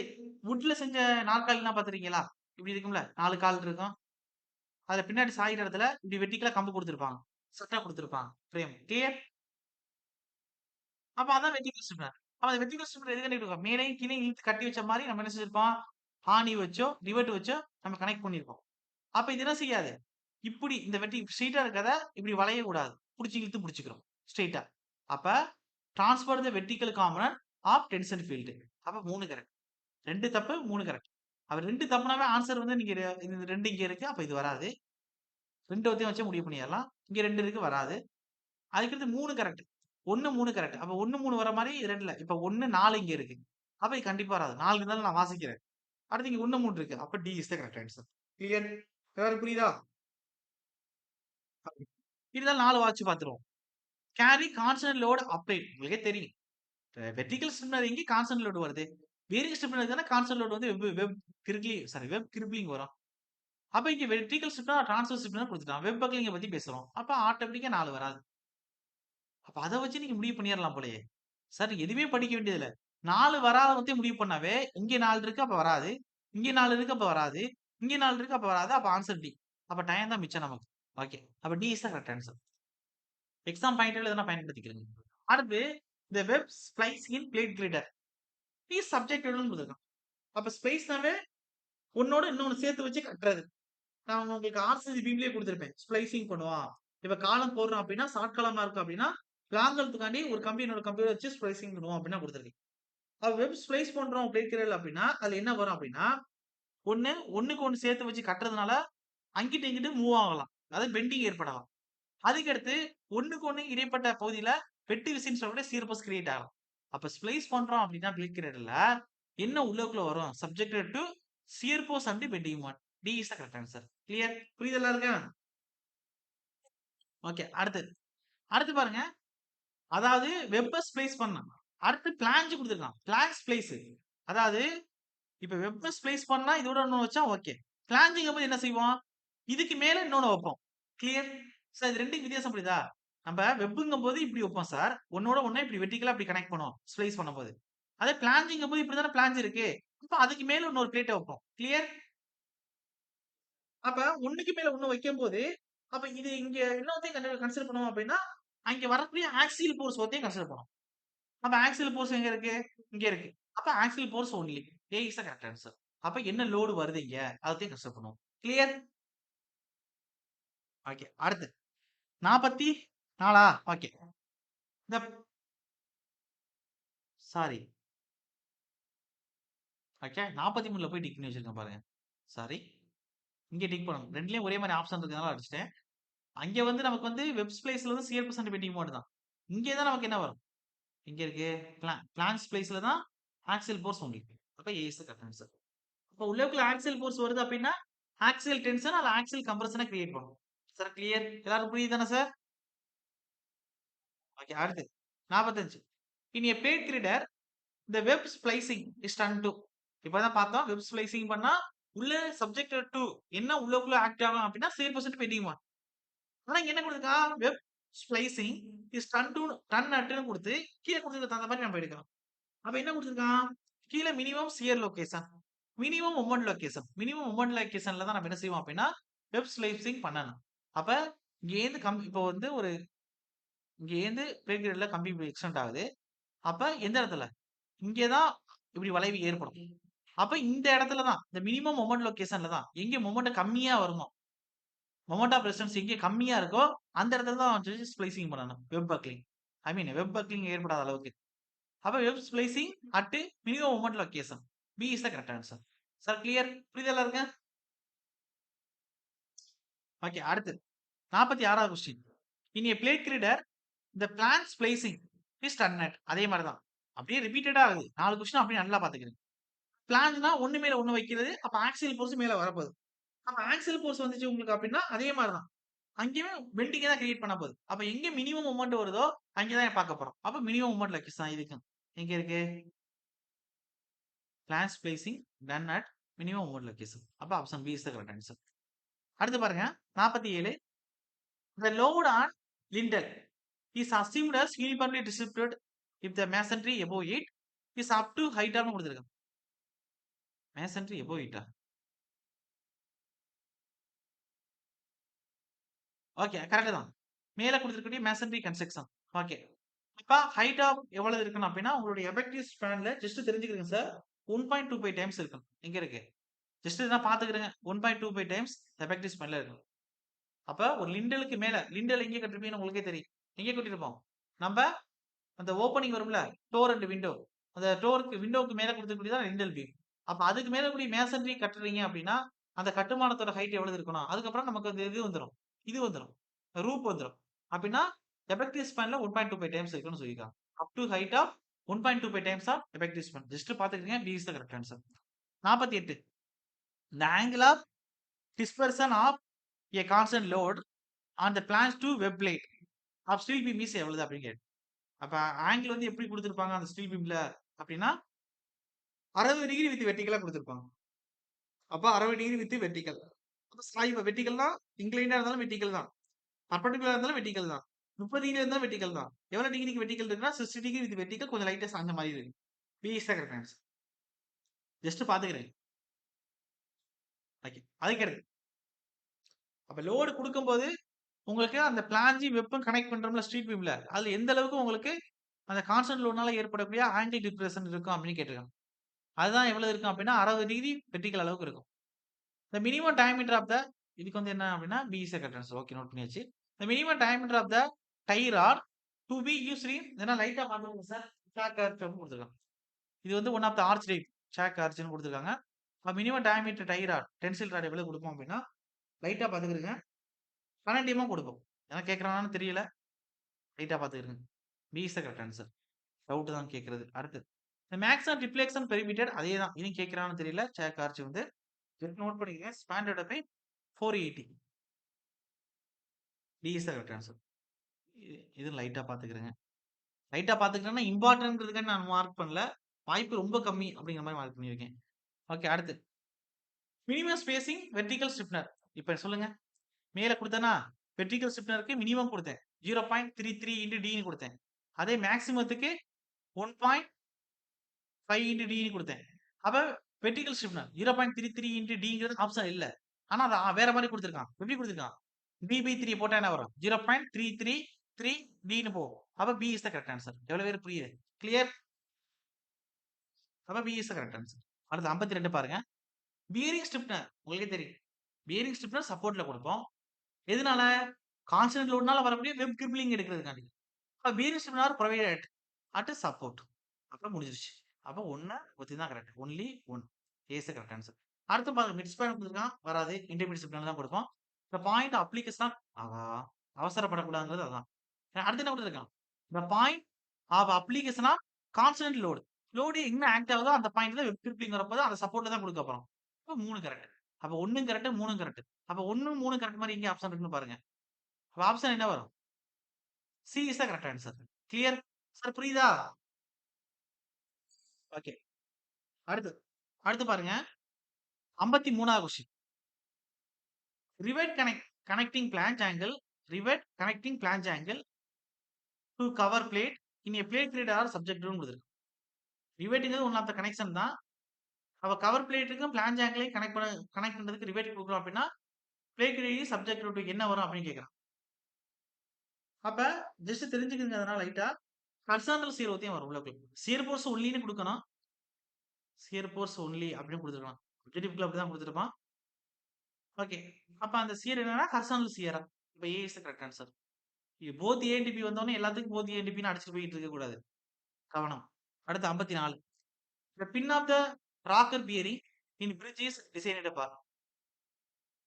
அப்ப ராக்கர் பியரிங் குடுத்திருக்காங்க. ஒரு பிரிட்ஜ் கன்ஸ்ட்ரக்ட் பண்றோம் ஸ்டீல்ல அப்படின்னா, அப்ப எத கன்சிடர் பண்ணி நம்ம எடுத்துக்கிறணும் அப்படின்னா, பியரிங் கன்சிடர் பண்ணணும், சியர் கன்சிடர் பண்ணணும், புல் பெண்டிங் கன்சிடர் பண்ணணும். ஜஸ்ட் நோட் பண்ணிக்கிறீங்க சார். இத கொஞ்சம் ஹைலைட் பண்ணி நல்லா பாருங்க. வாய்ப்புகள் இருக்கு. அப்ப ஒரு பிரிட்ஜ் டிசைன் பண்ணும்போது, அந்த பியரிங் பிளேட்ல அந்த பின் கனெக்ஷன்றது எப்படி இருக்கும் அப்படின்னா, பியரிங் கன்சிடர் பண்ணணும். பியரிங் ஸ்ட்ரெஸ் எவ்வளவு வருது? சியர் ஸ்ட்ரெஸ் எவ்வளவு வருது? பெண்டிங் ஸ்ட்ரெஸ் எவ்வளவு வருது? 3ம். அப்ப D is the correct answer. அடுத்து. The allowable shear stress in the web of industrial beam decrease with. அப்ப வெப்போட இந்த வெப் ஆஃப் மைல்டு பீம் வந்து டிகிரீஸ் வித் என்ன கேட்டிருக்காங்க? அலோவபிள் சிஎஸ் ஸ்ட்ரெஸ் இந்த web of mild steel beam decreases with. அப்ப allowable CS stress web of mild steel பீம்ல கம்மி பண்ணலாம். ஏன்னா வெப்ல சிஎஸ் ஸ்ட்ரெஸ் தான் வரும். அப்ப சிஎஸ் ஸ்ட்ரெஸ் கம்மி பண்ணணும் அப்படின்னா ஹச் பை டி ரேஷியோவை நம்ம இன்க்ரீஸ் பண்ணணும். அப்ப increase in H by D ratio. அப்ப option B is the correct answer. Just note பண்ணிக்கிறேங்க. அடுத்து இது பாத்துக்கிறேங்க சார். ஒரு டைம் எக்ஸாம்ல கேட்டிருக்கேன். ஆனா நம்ம ஸ்டேட் கவர்மெண்ட்ல கேட்கல, வேற ஸ்டேட் கவர்மெண்ட்ல. Just பாத்துக்கிறேங்க. The minimum width of the solid casing for a cast beam is equal to B plus 100 mm அளவு கொடுக்கணும். வித்ல 100 mm கூட்டி கொடுக்கணும். அப்ப option B is the correct answer. கேட்டிருக்காங்க ஒரு டைம். வேற ஸ்டேட் கவர்மெண்ட் எக்ஸாம்ல கேட்டிருக்கான். ஓகே அடுத்து 57. போயிட்டே இருக்கு. எவ்வளவு கொஸ்டின் இருக்கு? சரி ஓகே. 57 பாருங்க. A part from gravity load, which of the following load are also considering the design of cantigrator located within industrial building. உங்களுக்கே தெரியும். இது வந்து ஜேடியூக்கு வராது, ஏக்கு தான் வரும். கிராவிட்டி லோடோட இதெல்லாம் கன்சிடர் பண்ணுவோம். லாங்கிட் லோட கன்சிடர் பண்ணுவோம், லேட்டரல் லோட கன்சிடர் பண்ணுவோம். அப்ப விண்ட் லோடு கொடுத்துருக்காங்க. அப்ப விண்ட் லோட கன்சிடர் பண்ணுவோமா? நான் கொடுத்துருக்கேன். அப்படி என்ன கொடுத்துருக்கேன் மேலே சொல்லும் போது கேண்டிகிரேடர்ல gravity load, longitudinal load, lateral load. Sir கேண்டிகிரேடருக்கு ஸ்டீல்ல உங்களுக்கு கிளாஸ் நடத்தல. அது வந்து 3 பாயிண்ட் தான் வரும். அதுக்கான தான் நடத்தல. அதுல 2 பாயிண்ட் தான் இம்பார்ட்டன்ட். வெர்டிகல் டிப்ளெக்ஷன் மேனுவலா ஆப்ரேட் பண்ணும்போது எலக்ட்ரிக் பவர் கொடுக்கும் போதும் அதுக்கு என்னென்ன லோடு வரும் அதான். அத மேலேயே நான் கொஸ்டின்ல இதுவரை இது ஒரு 4வது கொஸ்டின் 5வது கொஸ்டின் கொடுத்துட்டேன். அப்ப உங்களுக்கு என்ன வரும்? Gravity load, longitude load, lateral load. அப்ப இண்டஸ்ட்ரியல் பில்டிங்ல வரது விண்ட் லோடு வராது. அப்ப 2, 3 தான் வரும். அப்ப option C is the correct answer. Clear? புரியுது எல்லாருக்கும்? ஓகே. நான் கொஸ்டின்ல கொடுத்துருக்கேன். இல்லாட்டி நோட்ஸ்லயாச்சும் இதை எழுதிக்கிறீங்க. அப்ப ஃபியூச்சர்ல என்னைக்காச்சும் சார் நீங்க நோட்ஸ்ல கொடுக்கலன்னா என்கிட்ட வந்து கேட்கக்கூடாது. கொஸ்டின் பேப்பர்ல கொடுத்துருக்கேன் ஹேண்ட் கிரேடர் பத்தி. ஓகே. அடுத்து hand girder have to be design to resist. அப்ப ஹேண்ட் கிரேடர் வந்து நம்ம எதை ரெஜிஸ்ட் பண்ண மாதிரி டிசைன் பண்ணணும்? ஏன்னா ஹேண்ட் கிரேடரோட நோக்கமே லோட லிஃப்ட் பண்ணி அங்க லெஃப்ட் சைடு ரைட் சைடுனா அங்க இருந்து மூவ் பண்றதா. அப்ப என்னன்னா மேலேந்து வரக்கூடிய அந்த டிரான்ஸ்வர்ஸ் லோடு எப்படி இருக்கு, ஆக்சியல் லோடு எப்படி இருக்கு. அப்ப அது ரெண்டுக்கு தான் நீங்க டிசைன் பண்ணலாம். அப்ப ஸ்டெபிலிட்டியா அந்த கிரீடர் பீம்ல இருக்கணும் அந்த கேண்டி கிரீடர். அது ஸ்டெபிலிட்டியா இருந்தா தான் அந்த குக்கில நம்ம வெயிட் வந்து தூக்கும் போது லெஃப்ட் சைடு ரைட் சைடுன்னு அது நல்லா மூவ் ஆகும். அப்ப எதுக்கு டிசைன் பண்ணணும்னா வரக்கூடிய ஆக்சியல் லோடு ஆர் டிரான்ஸ்வர்ஸ் லோடுக்கு தகுந்த மாதிரி டிசைன் பண்ணணும். அது ரெண்டுமே கொடுத்துட்டான், transverse load and axial load. அப்ப D is the correct answer. இந்த லேட்டரல்ங்கிற வார்த்தை யூஸ் பண்ணக்கூடாது. லேட்டரல் லோடு கன்சிடர் பண்ணுவோம் தான். அது வந்து ஜஸ்ட் டிசைன் டு ரெஜிஸ்டர் அப்படின்னு கொடுத்துட்டாவே நீங்க அந்த கொக்கில எவ்வளவு பொருள் வந்து வெயிட் வைக்கிறீங்க. அப்ப இது வந்து எந்த அளவுக்கு ஆக்சியல் லோடு கொடுக்குது, அப்ப இதோட டிரான்ஸ்வர்ஸ் லோடு வந்து எவ்வளவு இருக்கு. அப்ப ரெண்டையும் கன்சிடர் பண்ணி தான் நீங்க டிசைன் பண்ணணும். ஓகே ஞாபகம் வச்சுக்கிறங்க. இல்லாட்டி நீங்க வந்து கொக்கில இருக்கக்கூடிய அந்த கீழே கொடுத்தாங்கன்னா பின்ன அதோட சாரி ஆக்சியல் லோடுன்னு வச்சுக்கிறேங்க. மேல வந்து இதுல இதை பிடிச்சிருக்குல்ல இதெல்லாம் டிரான்ஸ்வர்ஸ் லோடு அப்படின்னு பிடிச்சிக்கிறேங்க. ஓகே ஒன்றும் பிரச்சனை இல்லை, ஜஸ்ட் நோட் பண்ணிக்கிறேங்க. அப்ப எதுக்குன்னா transverse lateral and axial load அவ்வளவுதான். அடுத்து B is the correct answer. Transverse பக்கத்துல லேட்டரல் இருக்கணும், கவனம். ஓகே அடுத்து as per IS 800 for compression flange the outstanding of flange plate should not exceed அப்படின்னு கொடுத்துருக்கோம். ஜஸ்ட் நோட் பண்ணிக்கிறேங்க. அப்ப எந்த அளவுக்கு இருக்கும் அப்படின்னா 16 டி. மேல வந்து 2 பிளேட் கொடுத்துருப்பேன் டென்ஷன் மென்ஷன் பண்ணி, அங்கேயே 16 டி தான் thickness of the thinner flange plate தான் கொடுத்துருந்தேன். பாத்துக்கிறேங்க. B is the correct answer. அடுத்து 60வது கொஸ்டின் பாருங்க. Bearing stiffener in plate girder is used to. திருப்பி அதே தான் வரும். பேரிங் ஸ்ட்ரிப்னர் வந்து நம்ம சப்போர்ட்ல கொடுப்போம் வெப் கிரிப்ளிங்க தடுக்கிறதுக்காண்டி. அப்ப என்ன சார் வரும் அப்படின்னா bearing stiffener in a plate grader is used to transfer the load from the top flange of the sorry toss plan to bottom one. அப்போ வந்து இந்த லோடு வந்து கான்ஸ்டன்ட் லோடு மாதிரி மென்ஷன் பண்ணியிருக்கலாம். இதெல்லாம் அடுத்த ஆப்ஷன் படிச்சுட்டு ஏக்கு வரேன். Prevent buckling of web. Web buckling வந்து பேஜ் ஸ்ப்ரெட் இருக்காது, இன்டர்மீடியட் ஸ்ப்ரெட் இது வராது. Decrease the effect depth of the web. அப்ப வெப்போட எஃபெக்ட் டெப்த் கம்மியாகிறதுனால வரலாம். இதெல்லாம் பெஸ்ட் தான் செலக்ட் பண்ணனா அடுத்து வரேன். பிரிவென்ட் எக்ஸசிவ் ட்ரிப்ளெக்ஸன பத்தி பேச மாட்டோம். அப்ப decrease the effective depth of the வெப்னு குடுத்துருக்கான். பியர் ஸ்ட்ரிப்னு எப்ப பிரயோகம்னா கரெக்ட் தான். அப்ப உங்களோட எஃபெக்டிவ் டெப்த் கம்மியாகிற இடத்துல கொடுக்கும். அது வரலாம். அப்படி இல்லாட்டி transfer the load from the top flanges to bottom one. ஆனா வெப்ங்கிறது மென்ஷன் பண்ணல. அப்ப சி தான் கரெக்டான ஆன்சர் வர வாய்ப்பு இருக்கு. இத ஹோல்ட் பண்ணிக்கிறங்க. நான் பார்த்துட்டு சொல்றேன். C is the correct answer. அத நான் பார்த்துட்டு நான் கிளாஸ் முடிஞ்சோனே பார்த்துருவேன். பார்த்துட்டு குரூப்ல வந்து எது ஆன்சரோ அதத்தையும் பி, சின்னு மென்ஷன் பண்ணி போடுறேன். ஸ்கிரீன்ஷாட் எடுத்து. கிளியர்? ஓகே. அடுத்து 61 பாருங்க. The force acting at the web splice of plate girder are அப்படின்னு குடுத்துருக்காங்க. மேலேயே பார்த்தோம். வெப்ப ஸ்ப்ளைஸ் பண்றோம்னா என்ன வரும் உங்களுக்கு? என்ன மறந்துட்டீங்களா? மேல வந்து பிளான்ஜ் ஸ்ப்ளைஸ் பண்ணா மேல இது ஒருத்தி வைப்பேன். ஆக்சியல் ஃபோர்ஸ் வரும். அதே வெப்ப ஸ்ப்ளைஸ் பண்ணோம்னா பெண்டிங் அண்ட் நமக்கு 2மே வரும். அப்ப சியர் 2மே வரும் அப்படின்னு சொல்லியிருப்பேன். ஞாபகம் இருக்கா? அதே தான் ரிப்பீட் ஆயிருக்கு. அப்ப சியர் அண்ட் பெண்டிங் ஃபோர்ஸ். மேல சொன்னது தான் சார் ரிப்பீட் ஆயிருக்கு. C is the correct answer. அடுத்து 62. 62 மைனஸ் பண்ணிக்கிறங்க. ஜேடிக்கு வராது. ஏக்கு தான் வரும். அதாவது gantry girder are design to resist. உங்களுக்கே தெரியும். என்னென்ன லோடு எடுக்கலாம். இங்க லேட்டரல் லோடு ஒத்தையும் இருக்கு. லேட்டரல் லோடு கரெக்ட் தான். ஆனா அது ஒத்தையும் இருக்கு. அடுத்து பாருங்க லாங்கிட்ல லோடு கரெக்ட் தான். ஆனா வெர்டிகல் லோடு இருக்கு. இத விட்டுருங்க. லேட்டரல், லாங்கிட்ல வெர்டிகல் 3மே இருக்கு. அப்ப 3மே இருக்கு. அப்ப லேட்டரல், லாங்கிட்ல வெர்டிகல கிராவிட்டிக்கல் லோடா வச்சுக்கலாம். அப்படிதான் வச்சிருப்பாங்க. அப்ப C is the correct answer. அடுத்து 63. இந்த மேக்ஸிமம் டிப்ளெக்சன் பெர்மிட்டட் இன் கேண்டி கிரேட். சார் வெறுமனே மேனுவல் இல்ல வந்து எலக்ட்ரிக் பவர் குடுக்குற மாரி எதுவுமே மென்ஷன் பண்ணல. அப்ப கேண்டி கிரேடோட வெ வெ வெர்டிகல் டிப்ளெக்ஷன் எவ்வளவு அப்படின்னு குடுத்துருக்கான். இல்ல மேக்ஸிமம் டிப்ளெக்ஷன் எவ்வளவுன்னு குடுத்துருக்கான். அப்ப நாங்க என்ன செலக்ட் பண்ணணும் அப்படின்னா, B is the correct answer note பண்ணிக்கிறேன். அவ்வளவுதான். ஆனா மென்ஷன் பண்ணிருவான். ஓகே. அடுத்து the twisting of channel section may be due to unsymmetry with respect to the axis எது அப்படின்னு கேட்கிறான். அப்ப ட்விஸ்டிங் வந்தாவே உங்களுக்கு தெரியும். டார்சன் படிக்கும்போது சொல்லியிருப்பேன். அப்ப என்ன ஆக்ஸை வந்து நம்ம கன்சிடர் பண்ணிக்கிறோம். வெப் பிளான்ச் 2 விஷயம் இருக்கு. அப்ப ட்விஸ்டிங் பண்றோம் அப்படின்னாவே வெப் தான். கிரிப்ளிங் நடக்குதுல, வளையுதுல. அப்ப parallel to the web. Just note பண்ணிக்கிறீங்க. எனக்கு கேட்க வாய்ப்பு இல்ல. லைட்டா பாத்துக்கங்க. B is the correct answer. Main question என்னன்னா, ஸ்டிப்னர் எதுக்காண்டி ப்ரொவைட் பண்றோம்? ஸ்டிப்னர் ப்ரொவைட் பண்றதுக்கான முக்கியமான நோக்கம். அதுல குடுக்கக்கூடிய டைப் ஆஃப் ஸ்டிப்னர். பியரிங் ஸ்டிப்னர், இன்னொன்னு இன்டர்மீடியேட் ஸ்டிப்னர். பியரிங் ஸ்டிப்னர் எங்க குடுக்குறோம்? அப்ப வெப் கிரிப்ளிங் ஏற்படும்போது, வெப்ல என்ன வரும்? சியர் ஸ்ட்ரெஸ் வரும். பிளான்ஜ்ல என்ன வரும்? பெண்டிங் ஸ்ட்ரெஸ் வரும். அப்ப நமக்கு வெப் பக்கிலிங் வந்தா என்ன குடுக்கணும்? இன்டர்மீடியேட் ஸ்டிப்னர் குடுக்கணும். எப்ப வெர்டிகல் ஸ்டிப்னர் குடுக்கணும்? அப்ப இந்த மாதிரியான கொஸ்டின்ஸ் தான் கேட்பான். அப்ப இதான் லைட்டா ரொம்ப இன் டெப்த்தா போனா தான் இங்க இந்த மாரி கொஸ்டின்லாம் கேட்க வாய்ப்பு இருக்கு. இருந்தாலும் நான் குடுத்துருக்கேன். லைட்டா ஆப்ஷன பாத்துக்கிடுங்க. அடுத்து 65 வாங்க. The distance between centroid of compression flange and centroid of tension flange plate girder is known அஸ்ன்னு கேட்டிருக்கு. அப்ப நான் பார்ப்போம்ல. இப்ப ஸ்ட்ரெஸ் டயகிராம் வரையணும் அப்படின்னா, அங்கேயே ஆர்சில சொல்லியிருப்பேன். அப்ப இங்க டென்ஷன் ஃபோர்ஸ் ஆக்ட் ஆகும். இங்க கம்ப்ரஷன் ஃபோர்ஸ் ஆக்ட் ஆகும். அப்ப இது 2க்கும் இடைப்பட்ட டிஸ்டன்ஸ லீவரானா இங்க சொல்லுவோம். அப்ப இங்க ஒரு பிரேக் கிரேட்ல எப்படி சார் அத மென்ஷன் பண்ணுவோம்?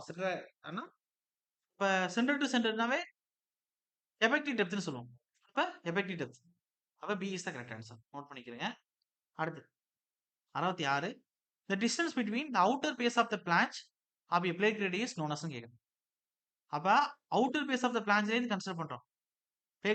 பிளே கிரிடோட அங்க அவுட்டர், இங்க outer. Outer to outer face. அப்படி வந்தா அது என்ன சார் டெப்த் அப்படின்னா, உங்களுக்கே தெரியும். அது சென்டர் டு சென்டர்னா எஃபெக்டிவ். அவுட்டர் டு அவுட்டர்னா ஃபுல்லாவே depth. Full depth. Overall depth. அப்ப C is the correct answer. அடுத்து 67 பாருங்க. The web plate is called unstiffened. இந்த ratio of clear depth of thickness is less than எவ்வளவு இருக்கணும்? உங்களுக்கே சொன்னேன். அப்ப டி பை டிடபிள்யூ எப்ப எதுக்கு கீழ இருந்தா நோ ஸ்டிப்னர் அன்ஸ்டிப்னர் கொடுப்போம். No stiffener. சொல்லுங்க சார் எதுக்கு கீழ? Less than 85. D is the correct answer. Clear? Sir கவனிக்கிறீங்களா?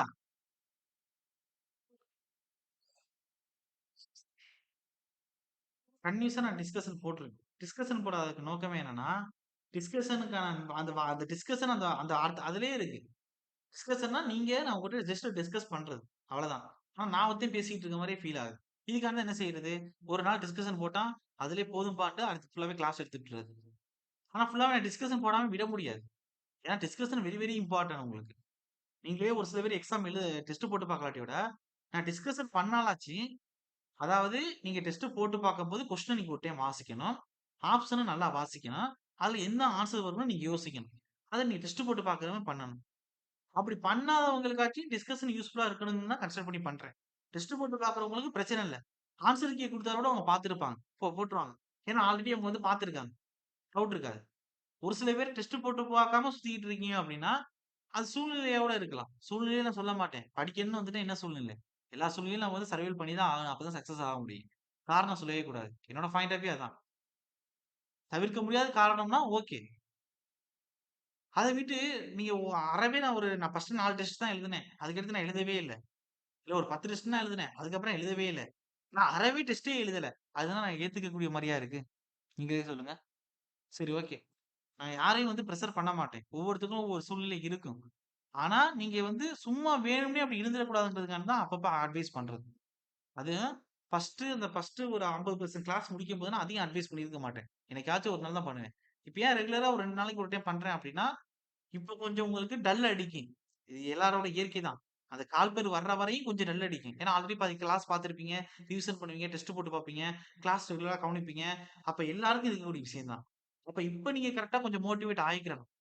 நானே பண்ணலாட்டி விட இப்ப நீங்க நெனச்சுக்கிறணும். அப்ப என்ன சூழ்நிலையா இருந்தாலும் ஓரளவு ஓடி வந்துட்டோம். என்னதான் இருக்குன்னு பார்த்துருவோம் அப்டின்னா, வைராக்கியத்தோட படிக்கணும். எடுத்து சும்மா சேர்ந்துட்டோம், பார்ப்போம்.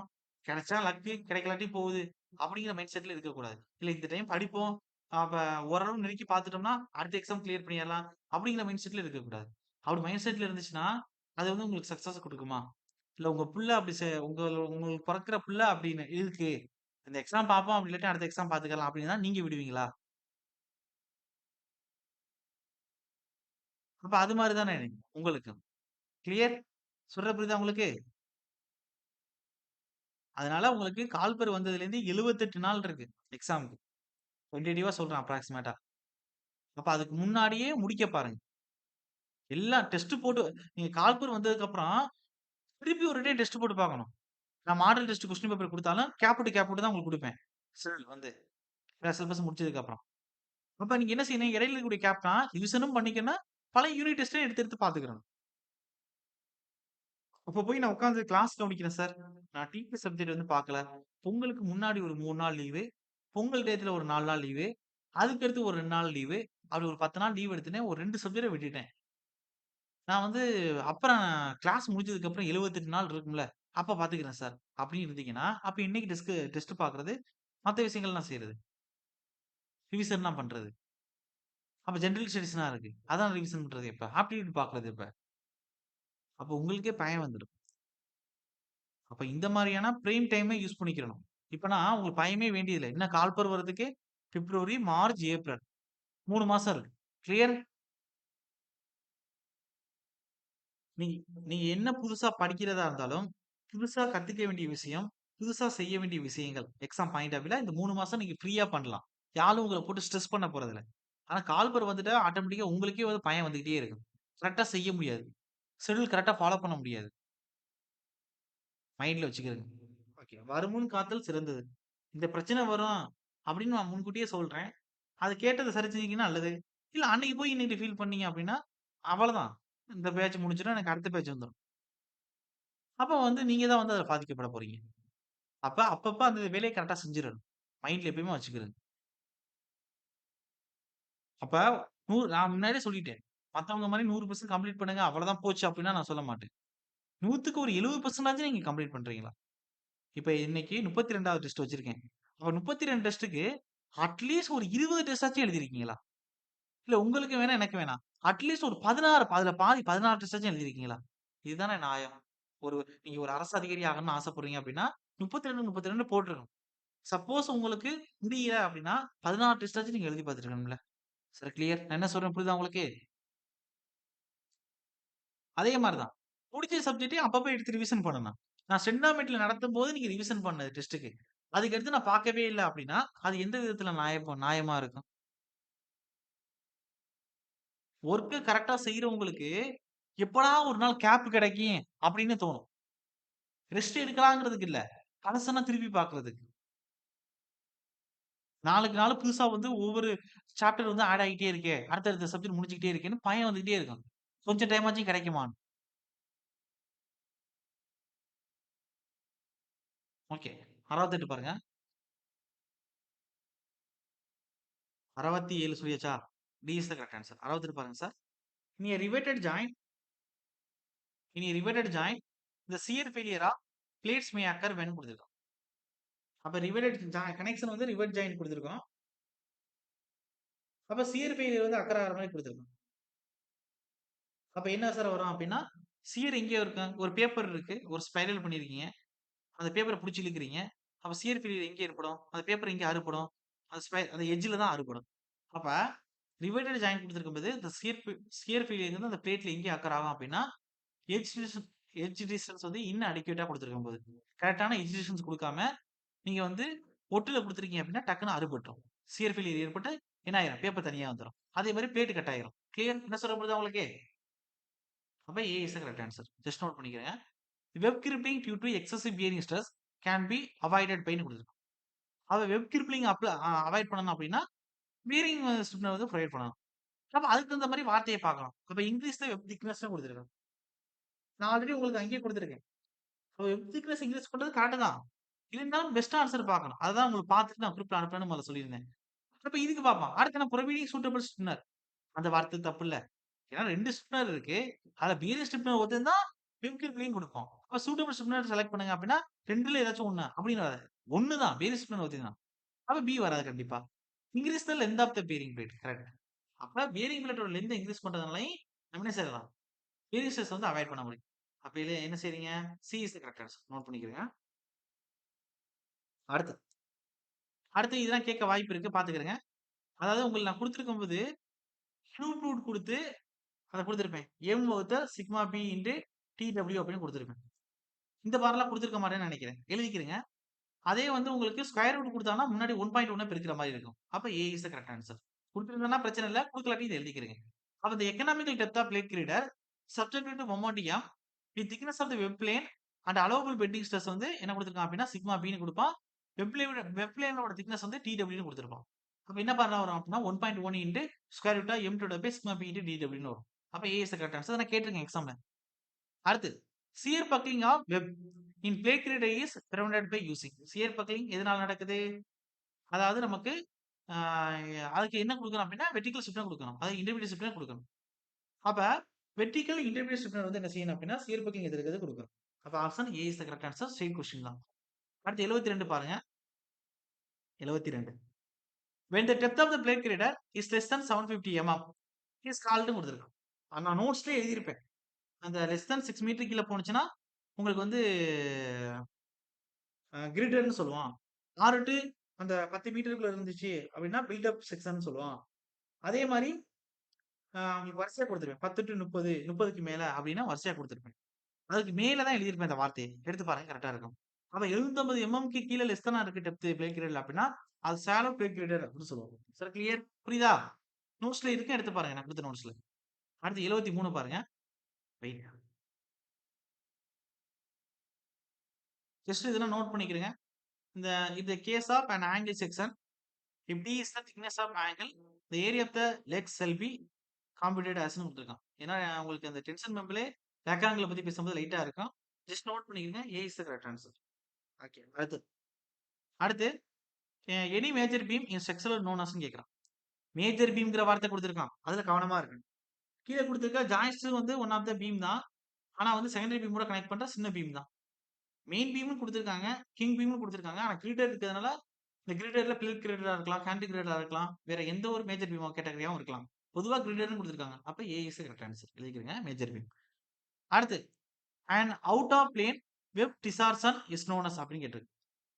அப்ப வெப் வந்து டிசார்சன் நடக்குதுன்னா, வெப்ல ஏற்படக்கூடிய மாற்றம் என்ன செய்வோம்? அவுட் ஆஃப் பிளேன்னு குடுத்துட்டோம். அப்ப வெப் பக்லிங் நடக்கலாம். இல்ல ஒரு காலம்னா காலம் பக்லிங் நடக்கலாம். வெர்டிகல் வெப் பக்லிங் நடக்கலாம். எப்படி வேணுமா நடக்கலாம். அப்ப ஆல் ஆஃப் தெய்வம். D is the correct answer. Note பண்ணிக்கங்க. ஓகே. 76வது question. If D is the distance between the flange angle and vertical stiffener. மேலே குடுத்தேன். என்னது? த பிரேக்கெட்டர் are space not greater than இதுக்கு மேல போயிடக்கூடாது. 1.25 இன்டு டிக்கு மேல போயிடக்கூடாது. B is the correct answer. மேல கொடுத்த கொஸ்டின் தான். நோட் பண்ணிக்கிறீங்க. சரி. வெர்டிகல் ஸ்ட்ரிப்னு கொடுத்துட்டேனா? Sorry sir. வெர்டிகல் ஸ்ட்ரிப் தான் கொடுத்துருக்கான். அப்ப நாட் கிரேட்டர் தென் கொடுத்துருக்கான். அப்ப மேக்ஸிமம் ஸ்பேசிங் தான் வெர்டிகல் ஸ்ட்ரிப்ல இருக்கு. அப்ப 1.5 இன்டு டி தான் வரும். C is the correct answer. Okay. அடுத்து 76. அதே தான் கொடுத்துருக்கான். நாட் லெஸ் தான். இது கீழ போயிடக்கூடாது அப்படின்னு கொடுத்துருக்கு. அப்ப எதுக்கு கீழ போயிடக்கூடாது அப்படின்னா மினிமம் வெர்டிகல் ஸ்ட்ரிப் அதான் ஹரிசாண்டல் ஆர் வெர்டிகல் ஸ்ட்ரிப்லோட டிஸ்டன்ஸ் தான். Minimum spacing 0.33 into D. C is the correct answer. அடுத்து பாருங்க. If L is the span, a plate grader, then the depth is generally taken as. Just note பண்ணிக்கிறேன் நோட்ல கொடுக்கலாட்டி எவ்வளவு sir வரும் அப்படின்னா span divide by 10 to span divide by 12 L by 10 டு L by 12 வரையும் இருக்கும். அப்ப C is the correct answer. 79 பாருங்க. When the depth of the plate grader is less than 75 cm, அதாவது 750 mm. இப்பதான் பார்த்தோம். அப்ப shallow plate grader B is the correct answer. மேல பார்த்த அதே கொஸ்டின் தான் இங்க சென்டிமீட்டர் மென்ஷன் பண்ணியிருக்கோம் அவ்வளவுதான். அடுத்து பாருங்க 80வது question bearing stiffener. Bearing stiffener என்ன are provided to distribute the load of the web. Correct தான். அப்ப இந்த கான்ஸ்டன்ட் லோட் ஆக்ட் ஆகிற இடத்துல பியரிங் ஸ்ட்ரிப்னர் கொடுக்கலாம் சப்போர்ட்ல. Are provided to support. Correct தான். அந்த பாயிண்ட் ஆஃப் கான்ஸ்டன்ட் லோட் அதையும் கரெக்ட் தான். Consists of single angle of one other side of the web. Single angle தான் கொடுப்போம். சப்போஸ் இது உங்களுக்கு டவுட்டா இருந்துச்சுன்னா ஏவும் பியும் கரெக்ட், டி ஆல் தி போல் இருக்கு. அப்ப D is the correct answer. Note பண்ணிக்கிறேன். ஓகே. அடுத்து 81 பாருங்க. இதுமே நான் உங்களுக்கு கொடுத்துருப்பேன்னு நினைக்கிறேன். அது என்ன வரும் அப்படின்னா 4.5 into M divide by sigma B 1/3 வரும். அல்லது இது எப்படி எழுதலாம் அப்படின்னா ஸ்கொயர் ரூட் ஆஃப் எம் வகுத்தல் சிக்மா பி இன்டு டிடபிள்யூ எழுதலாம். ஆனா இங்க கியூப் போடணும். இதுதான் கியூப் இல்லாட்டி 1.1 into square root of M வகுத்தல் சிக்மா பி இன்டு டிடபிள்யூ அப்படின்னு மேல கொடுத்துருந்தேன். அப்ப D is the correct answer. Cube வந்துட்டாவே அதான் 1/3 கொடுத்துருக்கான். மேல 4.5 சேர்க்கணும்.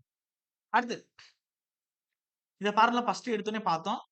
அப்ப என்ன வரும் 3w by b a squared minus b squared divided by 4 மேல பார்த்ததுதான். அப்ப C is the correct answer. அடுத்து 83 பாருங்க. horizontal stiffener are provided in plate grade 2 னு கொடுத்திருக்கு. vertical stiffener பத்தி பார்த்திருக்கேன் இதுவரை. அப்ப horizontal stiffener கொடுக்கணும் அதையும் வெப் பக்லிங் எடுக்கிறதுக்காக தான் கொடுக்கிறது. One of the intermediate stiffener தான். அப்ப பர்టిక్యులர் என்ன சார் வரும்னா prevent the local buckling of the web. அப்ப local buckling தான் வெப் பக்லிங்கை தவிர்க்கிறதுக்கு கொடுக்கிறது. C is the correct answer. இதே क्वेश्चन தான் மாத்தி மாத்தி வார்த்தை மாத்தி கொடுக்குறான். A welded steel plate grader consists of two flange plate size வந்து கொடுத்துட்டான். வெப் பிளேட் வந்து கொடுத்துட்டான். இது ரிக்யர்னு கொடுத்துருக்கான். அப்ப வந்து இது வந்து போட்டு கண்டுபிடிக்கணும். ஓகே. இது வந்து லாஸ்டா பார்ப்போம். 84 லாஸ்டா பார்ப்போம். வேல்யூ போட்டு கண்டுபிடிக்கணும். ஓகே. அடுத்து பாருங்க 85 லாஸ்டா சொல்றேன் சார். இது முடிக்கும்போது நான் சொல்றது. 85 பாருங்க. அதாவது இது மேல பார்த்தது தான். ஆனா நான் சொன்ன அந்த இடத்துல கீழ வெறும் சி ஒத்தையும் இருந்துச்சு அப்படின்னா மேல 1.5 டி கியூப் டிடபிள்யூ கியூப் கொடுக்கணும்னு சொல்லியிருப்பேன். அதை கீழே ஸ்கொயர் கொடுத்துட்டான் அப்படின்னா இந்த இடத்துல கொஞ்சம் கவனமா இருக்கணும். அதாவது இந்த வெப்போட திக்னஸ்க்கு கியூப் கொடுங்க. ஆனா அந்த ஓவரால் டெப்த்துக்கு பிரேக் ரேட்டுக்கு டி ஸ்கொயர் கொடுங்கன்னு கொடுத்துருக்கேன். கீழே ஸ்கொயர் கொடுத்தான். அப்ப ஏ is the correct answer. Sir ரெண்டு பார்முலாக்கும் வித்தியாசம் புரியுதா? இந்த பார்முலாக்கும் கிளியர்? கவனமா இருக்கணும். எப்ப மேல ரெண்டுக்கு கியூப் கொடுக்குறோம் அப்ப கீழே வெறும் சி கொடுத்துருக்கும் போது கீழே ஸ்கொயர் சி ஸ்கொயர் நோட்டேஷன் பண்ணிட்டான் அப்படின்னா மேல வந்து டி ஸ்கொயர் கொடுக்கணும். டி ஸ்கொயர் அப்புறம் வெப் திக்னஸ்க்கு கியூப் பண்ணணும். ஓகே. அடுத்து அவ்வளவுதான் நினைக்கிறேன் சார். ஓகே.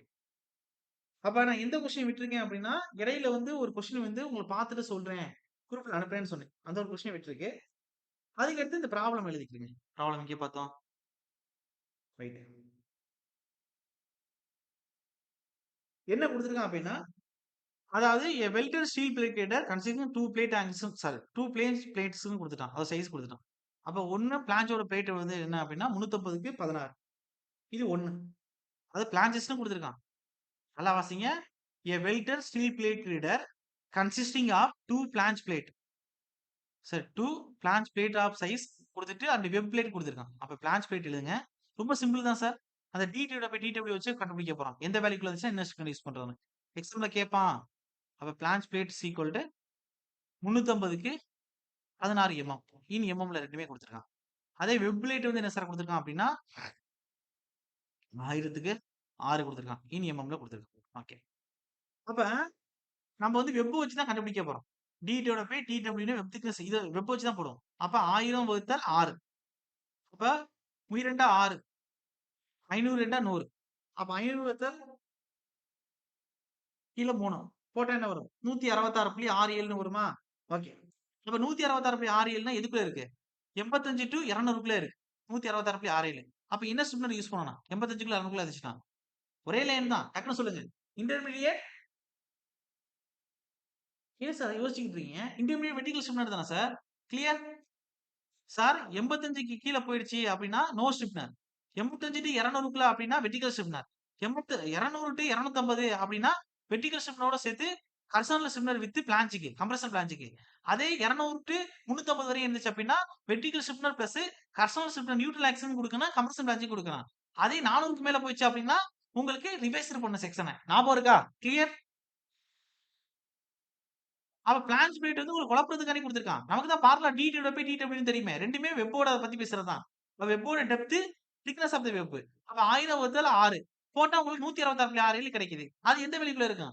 85 டூ 200க்குள்ள தான் 166.67ங்கிறது இருக்கு. அப்ப 85 டூ 200க்குள்ள இருந்தாவே அது வெர்டிகல் ஸ்டிப்னர். அப்ப intermediate vertical stiffener. C is the correct answer. சரி எல்லாருக்கும் புரியுதா? ஓகே. Okay sir. அவ்வளதான். மொத்தம் எத்தன கொஸ்டின் இருக்கு அப்டின்னா, 85 கொஸ்டின் குடுத்துருக்கேன்னு நெனைக்கிறேன். 85மே ரொம்ப இம்பார்ட்டன்ட். அதுல வந்து ஜேடியூ வந்து பேக் ரீடர விட்டுருங்க. பேக் ரீடர விட்டுட்டு மத்தவங்க என்ன செய்றீங்க அப்டின்னா, ஆ சரி பேக் ரீடர்ங்கிறேன். கேண்டி கிரேட்ட விட்டுருங்க. மத்த இதெல்லாம் தான் நீங்க எடுத்துக்கணும். அதே மீறி வந்து டோட்டல் 85, 85 கொஸ்டினே எடுத்துக்கணும். அப்ப எவ்வளவு மார்க் வருதுன்னு நீங்க மென்ஷன் பண்ணி அனுப்புங்க. ஸ்டீல பொறுத்தவரை மார்க் குறைஞ்சாலும் பரவால்ல. ஏன்னா வந்து உங்களுக்கு நெறைய புது கொஸ்டின்ஸ் கொஞ்சம் கஷ்டமா தான் நான் குடுத்துருக்கேன். கஷ்டம்னு சொல்ல முடியாது. எக்ஸாம் பாயிண்ட் ஆஃப்ல கேட்கக்கூடிய ஒரு சில நோட்ஸ தவிர்த்து வெளில கேட்டா எது கேட்கலாமோ அததான் குடுத்துருக்கேன். அப்ப உங்களுக்கு மார்க்ல அதிகமாகலாட்டி கூட பரவால்ல. ஸ்டீல் டெஸ்ட் நீங்க எழுதி அனுப்புனதுல. ஜஸ்ட் இனிமே இந்த கொஸ்டின்ஸ ஃபியூச்சர்ல எங்கேயாச்சும் கொஸ்டின் பேப்பர்ல பார்க்குறீங்க அப்டின்னா, அங்கே தப்பு பண்ணக்கூடாது. அதுதான் என்னோட டார்கெட். Sir clear? புரியுதா நான் சொல்றேன்னு? ஓகே. சார் யாருக்கும் டவுட் இருக்கா? சார் டவுட் இருக்கா சார்? Okay sir. ஓகே. அதாவது நாளைக்கு வந்து எனக்கு கொஞ்சம் ஒர்க் இருக்கு. நாளைக்கு சண்டே ஹாலிடே தான். இருந்தாலும் இடையில வந்து அன்னைக்கு நைட் செஷன் வந்து கிளாஸ் எடுக்காம இருந்துச்சு. அது வந்து சண்டே வந்து காலைலயா மார்னிங்கா ஈவினிங்கான்னு சொல்றேன்னு இருந்தேன். அந்த செஷன் காம்பன்சேட் பண்ணாம. அதுக்கான இது வந்து நான் இன்னைக்கு நைட்டுக்குள்ள நாளைக்கு காலைல இருந்துச்சுன்னா நைட்டுக்குள்ள போட்டுருவேன். ஷெட்யூல்ல போட்டுருவேன். அப்படி நாளைக்கு எடுக்க முடியாது அப்படின்னா, அடுத்த ஞாயித்துக்கிழமை அந்த செஷன் அந்த ஒரு செஷன் நான் உங்களுக்கு முடிச்சு குடுக்குறேன். இதுவரையும் குடுத்த எல்லாத்தையுமே நான் உங்களுக்கு காம்பன்சேட் பண்ணி நடத்தி குடுத்துட்டேன். நாளைக்கு சப்போஸ் எனக்கு பயணம் இருக்கு, வெளில போற மாரி இருக்கு அப்படின்னா, நாளைக்கு நான் எப்ப வர்றேன்னு நைட் தெரியல. அதுக்கு தகுந்த மாரி நான் உங்களுக்கு வந்து ஷெட்யூல் போட்டு குடுக்குறேன். Sir clear? என்ன சொல்றேன் புரியுதா உங்களுக்கு? ஆல்ரெடி விட்ட ஒரு செஷன நாளைக்கு காம்பன்சேட் பண்றதா சொல்லியிருந்தேன். அது நாளைக்கு முடிஞ்சா நாளைக்கே நான் போட்டுருவேன் ஷெட்யூல். நாளைக்கு காலையோ, ஈவினிங்கோ போட்டுருவேன். அது என்ன நான் வீட்ல கன்சல்ட் பண்ணி நான் சொல்லிக்கிறேன். வெளில போற மாரி இருந்துச்சு அப்டின்னா, உங்களுக்கு அடுத்த வாரம் ஞாயித்துக்கிழம நான் போட்டு குடுத்துர்றேன். அது ஒண்ணும் பிரச்சனை இல்ல. ஓகே. Okay sir. டவுட் இருக்கக்கூடியவங்க இருங்க. மத்தவங்க கெளம்புங்க. Thank you sir. Okay. Okay.